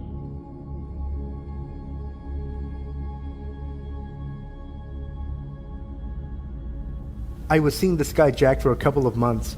and when I broke it off, I thought he was okay with it. He took it well, said he'd see me around, and we went our separate ways. I lived on a dead-end street at the very end of the street. I had huge windows and knew my neighbor's cars, and I knew Jack's car. About a week after we broke up, I started to see Jack drive by my apartment and quickly pull into the back parking lot that went the whole block, parallel to the street. Sometimes I would walk outside and see his car parked at the end of the street. I once circled the block and came up to his car and asked, "What the fuck are you doing here?" His response was something along the lines of, "Just seeing if you were home." "Okay, you fucking weirdo." I went back inside. At first I let it go. I was a full-time student and worked full-time, so I hardly had time to placate a man I wasn't interested in anymore. Not to mention I was young, 19, and I for sure didn't believe or think anything bad could happen to me. After a couple of weeks, it got a little creepy, and I would find things on my car or in my mailbox from Jack.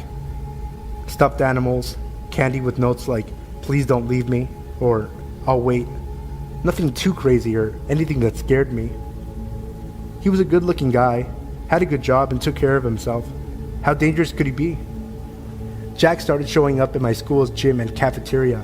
He didn't go to the college, and as far as I knew, had no reason to be there.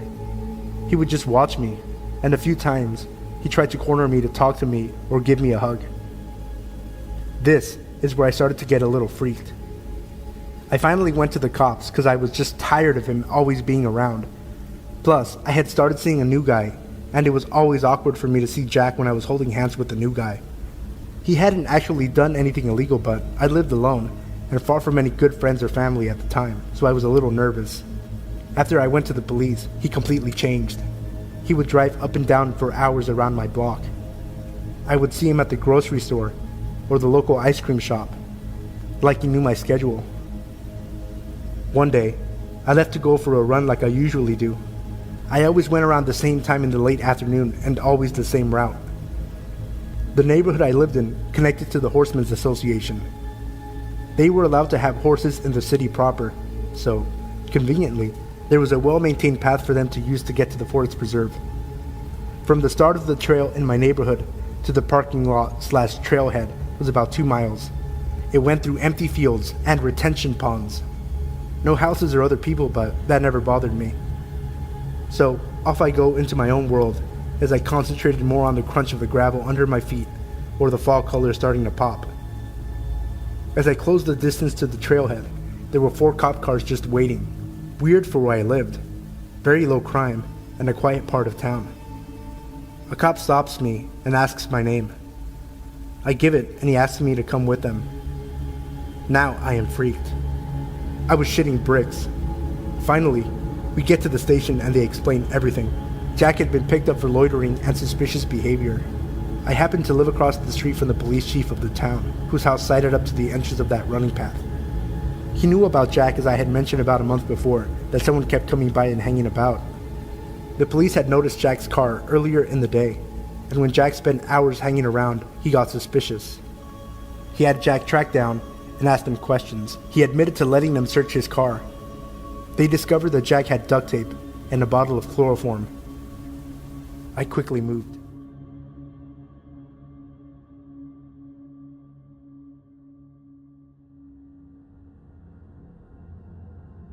This happened about a year ago in Seattle.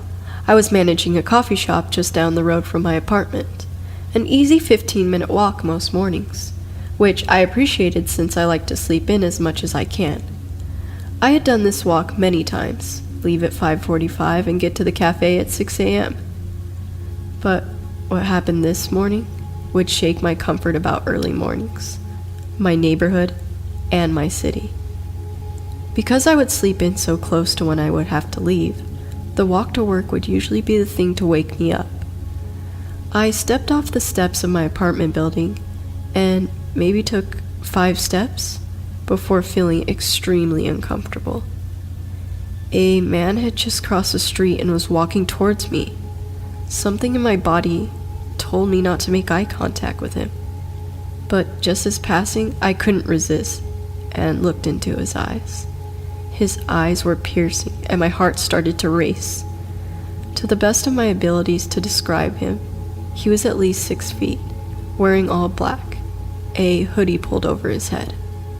But his eyes are what haunt me to this day. I wasn't sure if he was African American because his skin was black, and there were large white circles around his eyes, almost as if he had painted black onto his face, which I am certain to be the case. With that one glance, I knew something was wrong. I walked quickly and crossed the street to the other side. I glanced back and he was standing at the foot of the stairs of my apartment building. Certainly he had seen me come out of there. At this point, I was about a block away from him, hiding behind a tree in the doorway of another apartment building, calling my boyfriend over and over. I watched as he looked at my building for what felt like an hour, and proceeded down the sidewalk the opposite way I was walking. I was shaken and relieved. I was thinking about all the things I would have done, running to the police station that was 2 blocks away, calling the security guard I knew was working in the building I worked. All of these different things came to mind.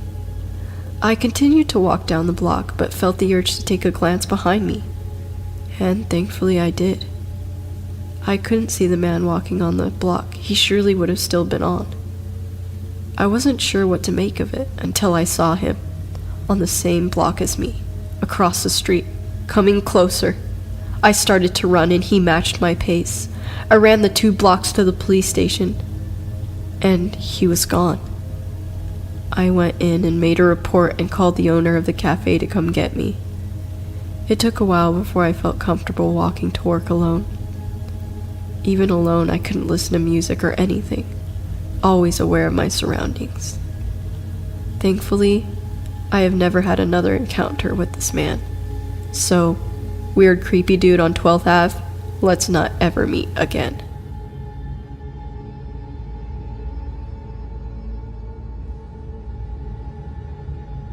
I've posted this story on Ask Reddit, but came across this sub and thought it would fit in. In my childhood neighborhood, my neighborhood's pool was larger than the other surrounding neighborhoods, so people often visited ours instead. When I was 8, I went to the pool with my sisters on the first day of summer, as I always did. When the lifeguards kicked all the kids out for the adult swim, I sat down on a pool chair next to my sisters. This guy, probably between 11 and 13, laid down on the chair next to me and said, "You're beautiful. Will you go out with me?" My sisters thought it was funny and teased me about it, so I just kind of laughed, but it made me uncomfortable. I was really shy back then, so I wrapped my body up in the towel I brought to cover my body, which he was staring at very openly. He introduced himself as Chris and kept trying to talk to me, and I was too shy to tell him to go away, so I let him keep the conversation going. Even though it made me uncomfortable, I soon forgot about it, until I went back to the pool next time. There he was, telling me how pretty I was, petting my hair, asking me to go out with him, and introducing me to his disabled grandmother, who brought him to the pool. Anyway, one day this girl came up to me and asked me if Chris was bothering me. I lied and said that I didn't really care, and she rolled her eyes and joked about how he used to ask her out too, and that she was glad he'd found someone else to pine over. The girl, Elizabeth, started hanging out with me when I went to the pool, which was almost every day since I was allowed to go by myself if I wanted. She explained to me that she and Chris were good friends from a different neighborhood, but came to our pool because it was bigger and had more room for his grandmother to work on physical therapy for her legs. We became great friends and laughed about how Chris was always following us around and asking me out. One day, I noticed that Chris followed me all the way back to my house and tried to hide behind a mailbox when I turned around. As funny as that sounds, I didn't think it was funny back then and rushed back into my house. I began to notice that he was getting more aggressive and annoyed with me for refusing to date him. He started asking me to go on walks with him through the park and brought his grandmother so I didn't feel like I could say no.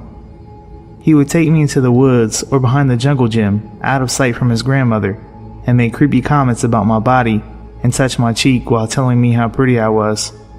He'd pet my hair and try to bounce the curls, like stretching out a spring and watching it curl up again, His grandmother would offer to let me sit on her lap during these walks while she controlled her wheelchair, which made me feel really uncomfortable because I didn't know her well, and being a stupid, ignorant 8-year-old, I thought her atrophied legs were a little gross.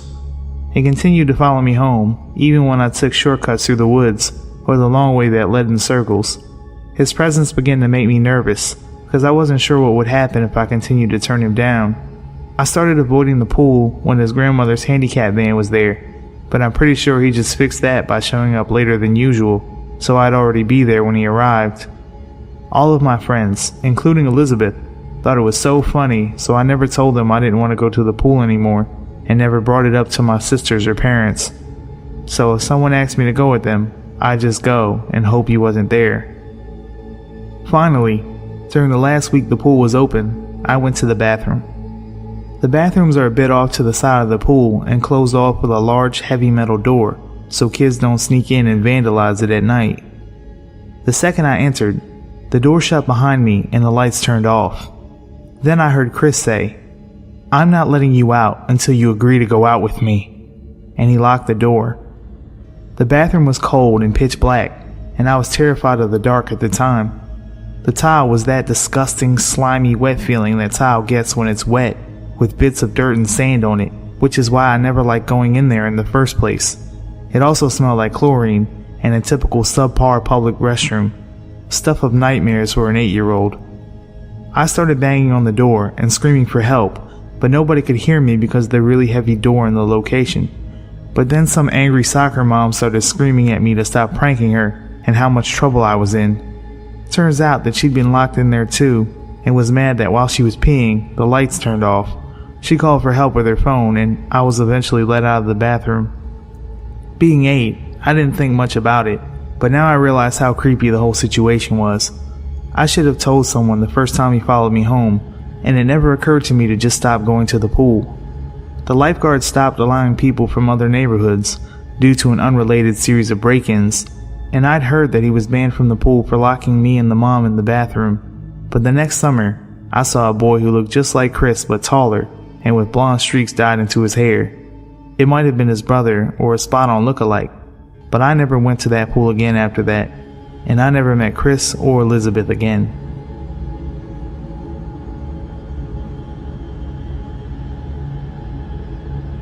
Some background info. I attended a private high school, but our tuition did not cover the school trips and the like. This incident took place during the summer of my junior year, during the last few months of school. During high school, I was part of the Language National Honor Society, a club that will only let you in if you have an A and are overall level 3 years of language study in a non-English language. Mine was Japanese. I had taken several classes over the summer and tested from level 2 to level 4. I was ecstatic to join the club and do all the activities advertised, including traveling to our respective countries of study. That meant if I kept my grades up, I would be able to travel to Japan just over summer for a home stay. Part of the way us students raised money for our trips was to recycle all of the school's recycling and turn it in for a collective fund. Again, private high school. I guess we just did things differently. Anyway, the jobs for recycling were divided between the students who sorted the recycling and dug through the trash at school, and ones who drove the bags of bottles to the local recycling center. I was in the latter group, since my family owned a Suburban, which could fit most of the bags in one trip, with all the other seats down. So during late April, early June, I was signed up to take the bags. My mom offered to drive, since she wanted to use the truck to go shopping later in the day. It was surprisingly hot for the west side of Oregon. I was dressed in jean short shorts and a t-shirt and sneakers. No way I was going to wear flip-flops at the center, even with the heat. Old soda feels disgusting as it dries between your toes, trust me. At this time, my mom and I were not in a good spot in our relationship. We butted heads over every little thing, including recycling. She couldn't understand why I insisted on going to the recycling center early in the week. It was wasting time because she needed to buy something for one of my siblings' school projects. If you want, you can just drop me off. I'll grab a soda or something and text you when I'm done or walk home, I said, annoyed. She sighed. I'll wait around for a bit. When we reached the center, which was connected to a QFC, she parked one row from the entrance and I hopped out, dragging 3 huge bags with me. I returned to the car to grab the second batch when I felt it. That tingle go up your spine when someone is watching you. I frowned and then looked around. There was no one around really, except for an elderly looking old man sitting in his car in the row behind us. He was looking right at me. I did a quick check to make sure there was no soda streak on my bare legs. Shit, there's a hole in my shorts. Jerk. To go ahead and laugh at the dumb teenager with bright pink panties. He wasn't laughing, but I was more embarrassed by the staring than creeped out. With a huff and a grumble, I dragged the remaining bags to the recycling center. It's a small open room that you can see into from the parking lot. Recycling machines lined the walls, and I got to work. A few minutes pass, and I get a text from my mom. I'm going ahead to the mall. Text me when you're on your way home. I don't want you waiting around for me to pick you up. Great, I text back. A few more minutes later, and I hear a car pulling up into the parking spot right in front of the recycling center opening. I look up as a reflex, and I felt my heart sink. It's the old man from before. The tingle down my spine is made of ice this time, settling in my gut. This was not okay. The man was watching me. Even if he was waiting for somebody, why not remain in his original spot?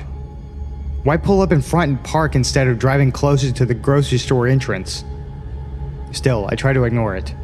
That is, until I hear a creak of door hinges. My head snaps up, and I see the man has opened his door and has one leg sticking out. I text my mom, "Can you come back?" She asks why. There's this guy watching me and is creeping me out. Just go tell one of the employees if he's really bothering you. You're young. I'm sure you can outrun them anyways. Yeah, thanks, Mom. The man hasn't gotten out of his car yet. He's just sitting there, watching me. Watching me stand there with my phone in my hand. That's when I noticed a very rhythmic movement of one of his arms. Hell no. Abandoning my bottles and walking out of the recycling center and heading towards the entrance of the QFC. As I pass the car, I can't help but look, just to make sure I'm right. And lo and behold, the man is sitting there half out of his car watching me. He's exposed and pleasuring himself. That sight makes my lip curl in disgust. I hurry into the QFC and tell the first employee I see what's going on. She just says, "Oh, that's gross," and walks away. Yeah, fuck you too, lady. I feel gross. Violated almost. It makes my skin crawl, but I'm too nervous to go back out of the store again. I linger by the doors like a creep myself. Nervous. After about 5 minutes, another employee, a man this time, comes up to me and asks if I'm lost, and reminds me that there's no loitering in the store. I have no choice but to go back out again. Thankfully, the man is gone. I finish the recycling, turn in the receipt for cash, buy the damn soda and walk home. I never saw that man again, and opted for sorting bottles at the school instead of taking them to the recycling center. On the plus side, my relationship with my mother has gotten a lot better since. The downside, it wasn't the last, or even the most extreme creepy encounter I've experienced.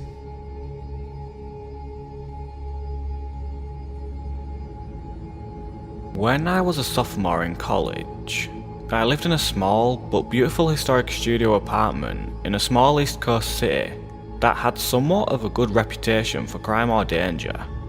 However, the neighbourhood I lived in was usually considered one of the good neighbourhoods. It was close to the city's university and was mostly students living there, especially on the street my building was on. My building was a huge 4-story townhouse, if you can really call it that. It was really a mansion as a whole, built in 1895. The architecture was really awesome, built-in bookshelves and huge mahogany pocket doors that slid into the walls. Anyway, the building wasn't exactly in mint condition, and my landlord was pretty lazy.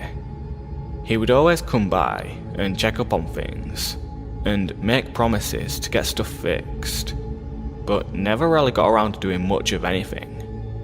The apartment I was renting was on the first floor.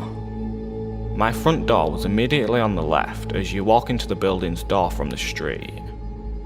This door, the building's front door, which from the street opened to a small lobby area with only one door in it, mine, and a staircase to the other apartments upstairs, was huge and heavy and was never locked. In fact, you couldn't lock it.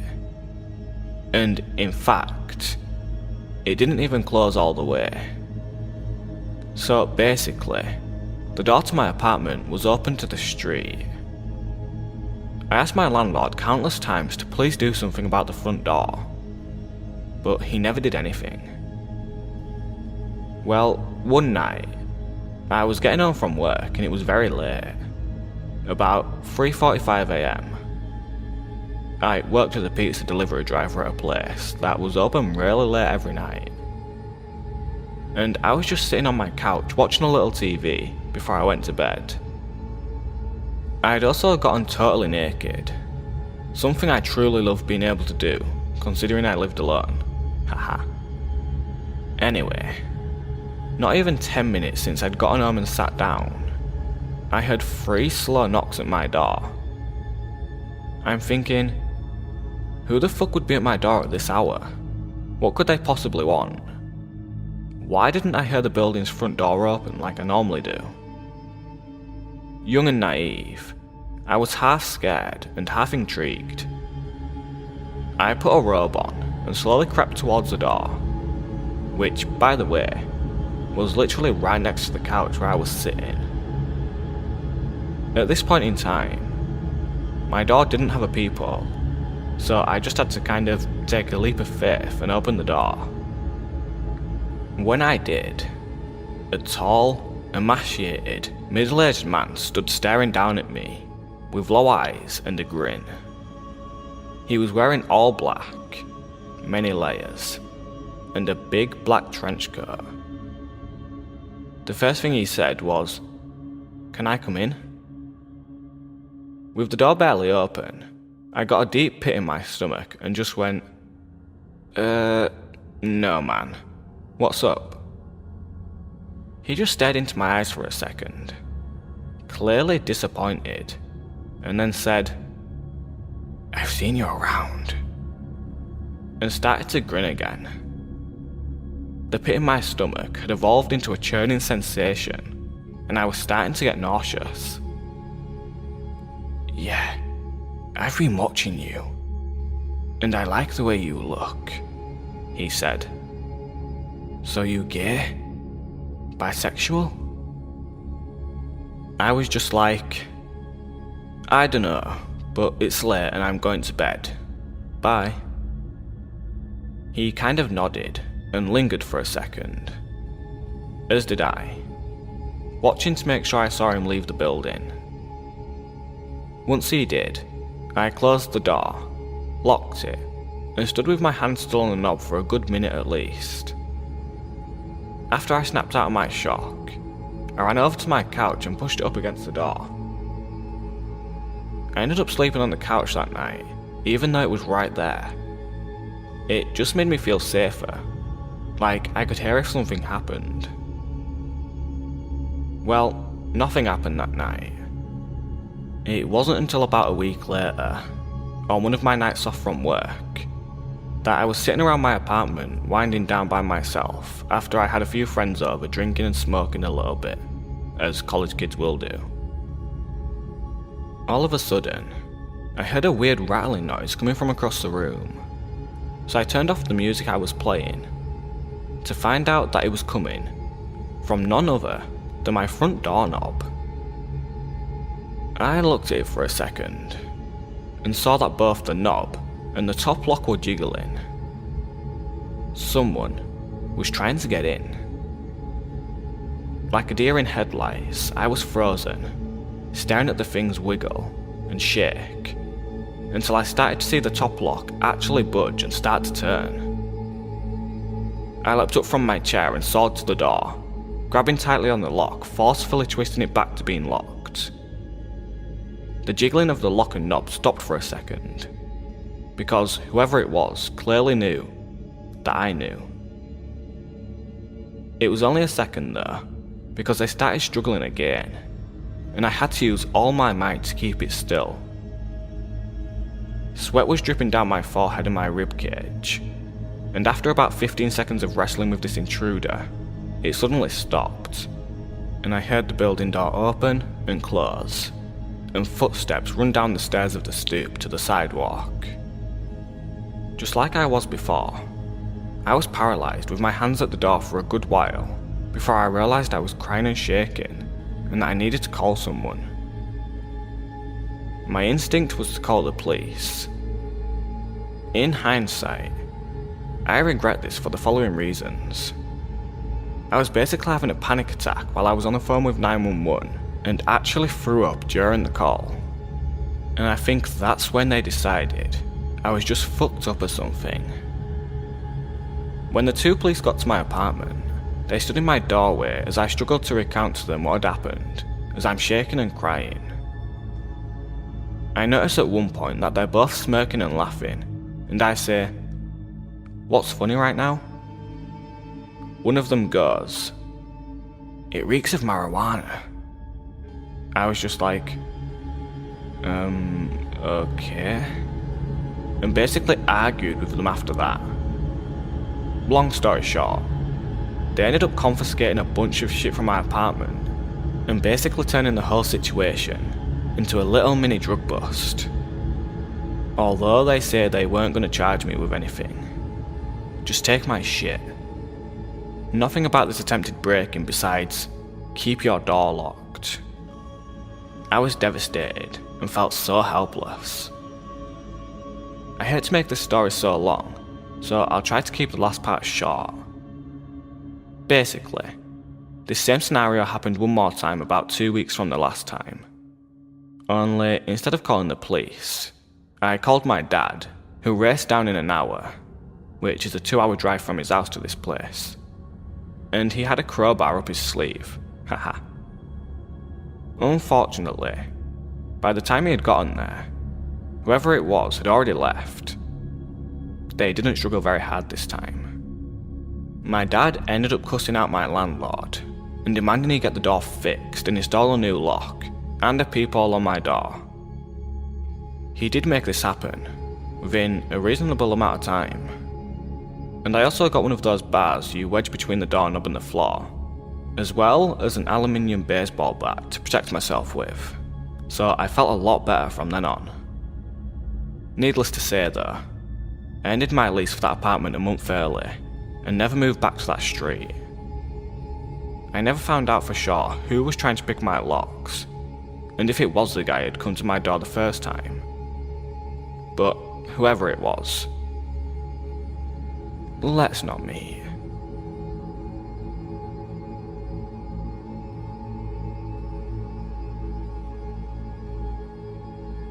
When I was a sophomore in college, I lived in a small but beautiful historic studio apartment in a small East Coast city that had somewhat of a reputation for crime and danger. However, the neighborhood I lived in was usually considered one of the good neighborhoods. It was close to the city's university and was mostly students living there, especially on the street my building was on. My building was a huge 4-story townhouse, if you can really call it that. It was really a mansion as a whole, built in 1895. The architecture was really awesome. Built-in bookshelves and huge mahogany pocket doors that slid into the walls. Anyway, the building wasn't exactly in mint condition and my landlord was pretty lazy. He would always come by and check up on things and make promises to get stuff fixed, but never really got around to doing much of anything. The apartment I was renting was on the first floor. My front door immediately on the left as you walked in the building's door to the street. This door, the building's front door, which from the street opened to a small lobby area, with only one door in it, mine, and a staircase to the other apartments upstairs was huge and heavy and never locked. In fact, you couldn't lock it, and in fact, it didn't even close all the way. So basically, the door to my apartment was open to the street. I asked my landlord countless times to please do something about the front door, but he never did anything. Well, one night I was getting home from work and it was very late, about 3:45 a.m. I worked as a pizza delivery driver at a place that was open really late every night. And I was just sitting on my couch watching a little TV before I went to bed. I had also gotten totally naked, something I truly loved being able to do considering I lived alone. Anyway, not 10 minutes since I'd gotten home and sat down, I hear 3 slow knocks at my door. I'm thinking, who the fuck would be at my door at this hour? What could they possibly want? Why didn't I hear the building's front door open like I normally do? Young and naive, I was half scared and half intrigued. I put a robe on and slowly crept towards the door, which by the way was literally right next to the couch where I was sitting. At this point in time, my door didn't have a peephole, so I just had to kind of take a leap of faith and open the door. And when I did, a tall, emaciated, middle-aged man stood staring down at me with low eyes and a grin. He was wearing all black, many layers, and a big black trench coat. The first thing he said was, "Can I come in?" With the door barely open, I got a deep pit in my stomach and just went, no man, what's up?" He just stared into my eyes for a second, clearly disappointed, and then said, "I've seen you around," and started to grin again. The pit in my stomach had evolved into a churning sensation and I was starting to get nauseous. "Yeah, I've been watching you, and I like the way you look," he said. "So you gay? Bisexual?" I was just like, "I don't know, but it's late and I'm going to bed. Bye." He kind of nodded and lingered for a second, as did I, watching to make sure I saw him leave the building. And once I did, I closed the door, locked it, and stood with my hands still on the knob for a good minute at least. After I snapped out of my shock, I ran over to my couch and pushed it up against the door. I ended up sleeping on the couch that night, even though it was right there. It just made me feel safer, like I could hear if something happened. Well, nothing happened that night. It wasn't until about a week later, on one of my nights off from work, that I was sitting around my apartment winding down by myself after I had had some friends over drinking and smoking a little bit, as college kids will do. All of a sudden, I hear a weird rattling noise coming from across the room, so I turned off the music I was playing to find out that it was coming from none other than my front doorknob. I looked at it for a second and saw that both the knob and the top lock were jiggling. Someone was trying to get in. Like a deer in headlights, I was frozen staring at the things wiggle and shake until I started to see the top lock actually budge and start to turn. I leapt up from my chair and soared to the door, grabbing tightly on the lock and forcefully twisting it back to being locked. The jingling of the lock and knob stopped for a second because whoever it was clearly knew now that I knew. It was only a second though before they just started struggling again, and I had to use all my might just to keep it still.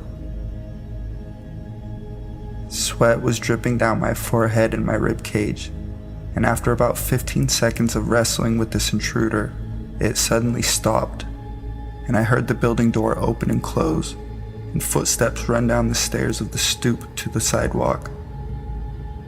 Just like I was before, I was paralyzed with my hands on the door for a good while before I realized I was crying and shaking and that I needed to call someone. My instinct was to call the police, and in hindsight I regret this for the following reasons. I was having basically a panic attack while I was on the phone with 911 and actually threw up during the call, and I think that's when they decided I was just fucked up or something. When the two police got to my apartment, they stood in my doorway as I struggled to recount to them what had happened, as I'm shaking and crying. I noticed at one point they're both smirking and laughing, and I say, "What's funny right now?" And one of them goes, "It reeks of marijuana." I was just like, okay, and basically argued with them after that. Long story short, they ended up confiscating a bunch of my shit from my apartment and basically turning the whole situation into a little mini drug bust. Although they said they weren't going to charge me with anything, just take my shit. Nothing about this attempted break-in besides, keep your doors locked. I was devastated and felt so helpless. I hate to make this story so long, so I'll try to keep this last part short. Basically, this same scenario happened one more time about 2 weeks from the last time. Only instead of calling the police, I called my dad, who raced down in an hour, 2-hour drive from his place to this place, with a crowbar up his sleeve. Unfortunately, by the time he'd gotten there, whoever it was had already left. They didn't struggle very hard this time. My dad ended up cussing out my landlord and demanding he get the door fixed and install a new lock and a peephole on my door. He did make this happen within a reasonable amount of time, and I also got one of those bars you wedge between the doorknob and the floor, as well as an aluminum baseball bat to protect myself with. So I felt a lot better from then on. Needless to say though, I ended my lease for that apartment a month early and never moved back to that street. I never found out for sure who was trying to pick my locks and if it was the guy who would come to my door the first time, but whoever it was, let's not meet.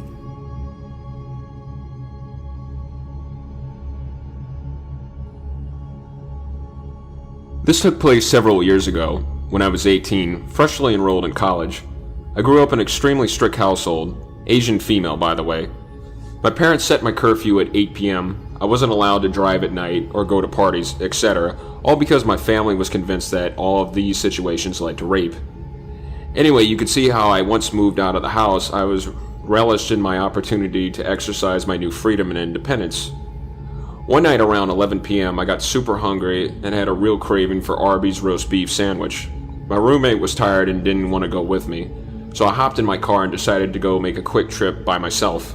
To get to Arby's, I had to take a stretch of the road that was really secluded and not well lit, of course at the time of night. There were barely any cars on the road. At the stoplight just a few blocks away from the Arby's, I was the third car waiting at the red light. Car A was very front, car B was behind it, and I was behind car B. There was a last car, car C, that's behind me. All of a sudden, I guess he must have thought that the light turned, but is still red. The car in front of me stepped on the gas and lurched forward, tapping into the back of the car in front of him. The two drivers immediately got out and started looking at the damage.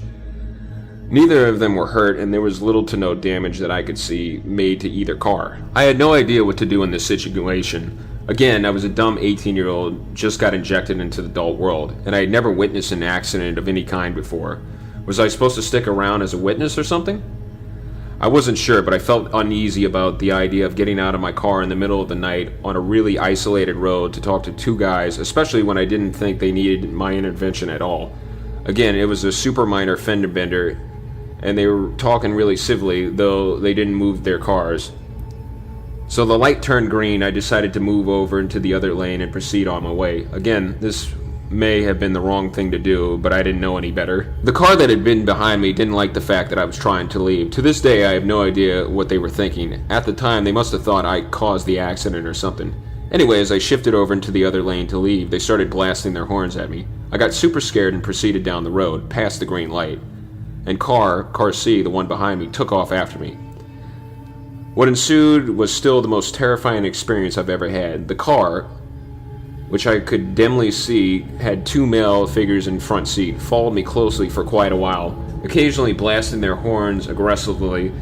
They would speed up until they were just about to hit the back of my car when I was starting to get really freaked out, so started making random turns to lose them, or to see if they were really following me. They definitely were. I made 3 left turns and they were still on my tail. Eventually the car pulled over into the lane beside me and kept speeding and nudging into my lane, as if to cut me off or run me off the road. I was actually crying now and called my then boyfriend, telling him what was happening. I initially wanted to drive to his house, but then I realized I didn't want these psychos knowing where he lived. I tried to avoid making eye contact with the 2 men in the car beside me, and tried not to let them imitate me off the road. They kept blaring the horn, and then eventually the driver rolled down the window. I was too scared to talk to him, but I could hear what he screamed clearly through my window, which had a slight gap in the top that never sealed up. "We're gonna catch you, bitch, and I'm gonna rape your dumb ass." I think the guy next to him said something like, "Don't slow down" or something, but I couldn't hear it clearly over the rushing of the wind and the sounds of our cars accelerating. My boyfriend heard them shouting over the phone and directed me to the nearest police station, which was about 8 minutes away from where I was. It was actually hard for him to find the police station to give me any directions to it because he had no idea where I was. 2 guys kept shouting things at me, but I didn't know what was said. I was too busy blabbering to my boyfriend. Maybe it was really hard to remember what went on in those moments. Physically, I was speeding so fast to try to get away from those guys. At this point, I was just hoping a cop would stop me. There were no cars on any of the roads we went down, and it just made everything worse. And then my phone battery decided it was time to die. I seriously thought it was one of those horror stories my parents had always told me about. Eventually, I finally saw the police station my boyfriend had given me directions to. Almost drove past it. Turned into the parking lot, the car followed me and the passenger door actually opened before the car even stopped. But I think they noticed where we were and drove out of there fast. I sat in my car too terrified to get out because I thought moving would provoke them into coming back. Literally 60 seconds later, my boyfriend pulled into the parking lot next to my car and climbed out with a baseball bat. He held me for a little while and then a cop who was pulling into the lot or something coming out of the building approached us and asked if everything was okay. Turns out that the car had tailed me fit the description of a car that had apparently scared a girl so badly, same type of thing. Late night, empty road, lone driver, super aggressive driving, and screaming. That she had crashed her car into a tree divider trying to get away from those guys. Neither she or I got the license plate. Though, and to this day, I don't know if they ever caught those guys. I don't know what kind of human being gets their kicks out of terrorizing female drivers late at night on the road, but whoever they were, fuck those guys. I hope someone somewhere managed to put a stop to them.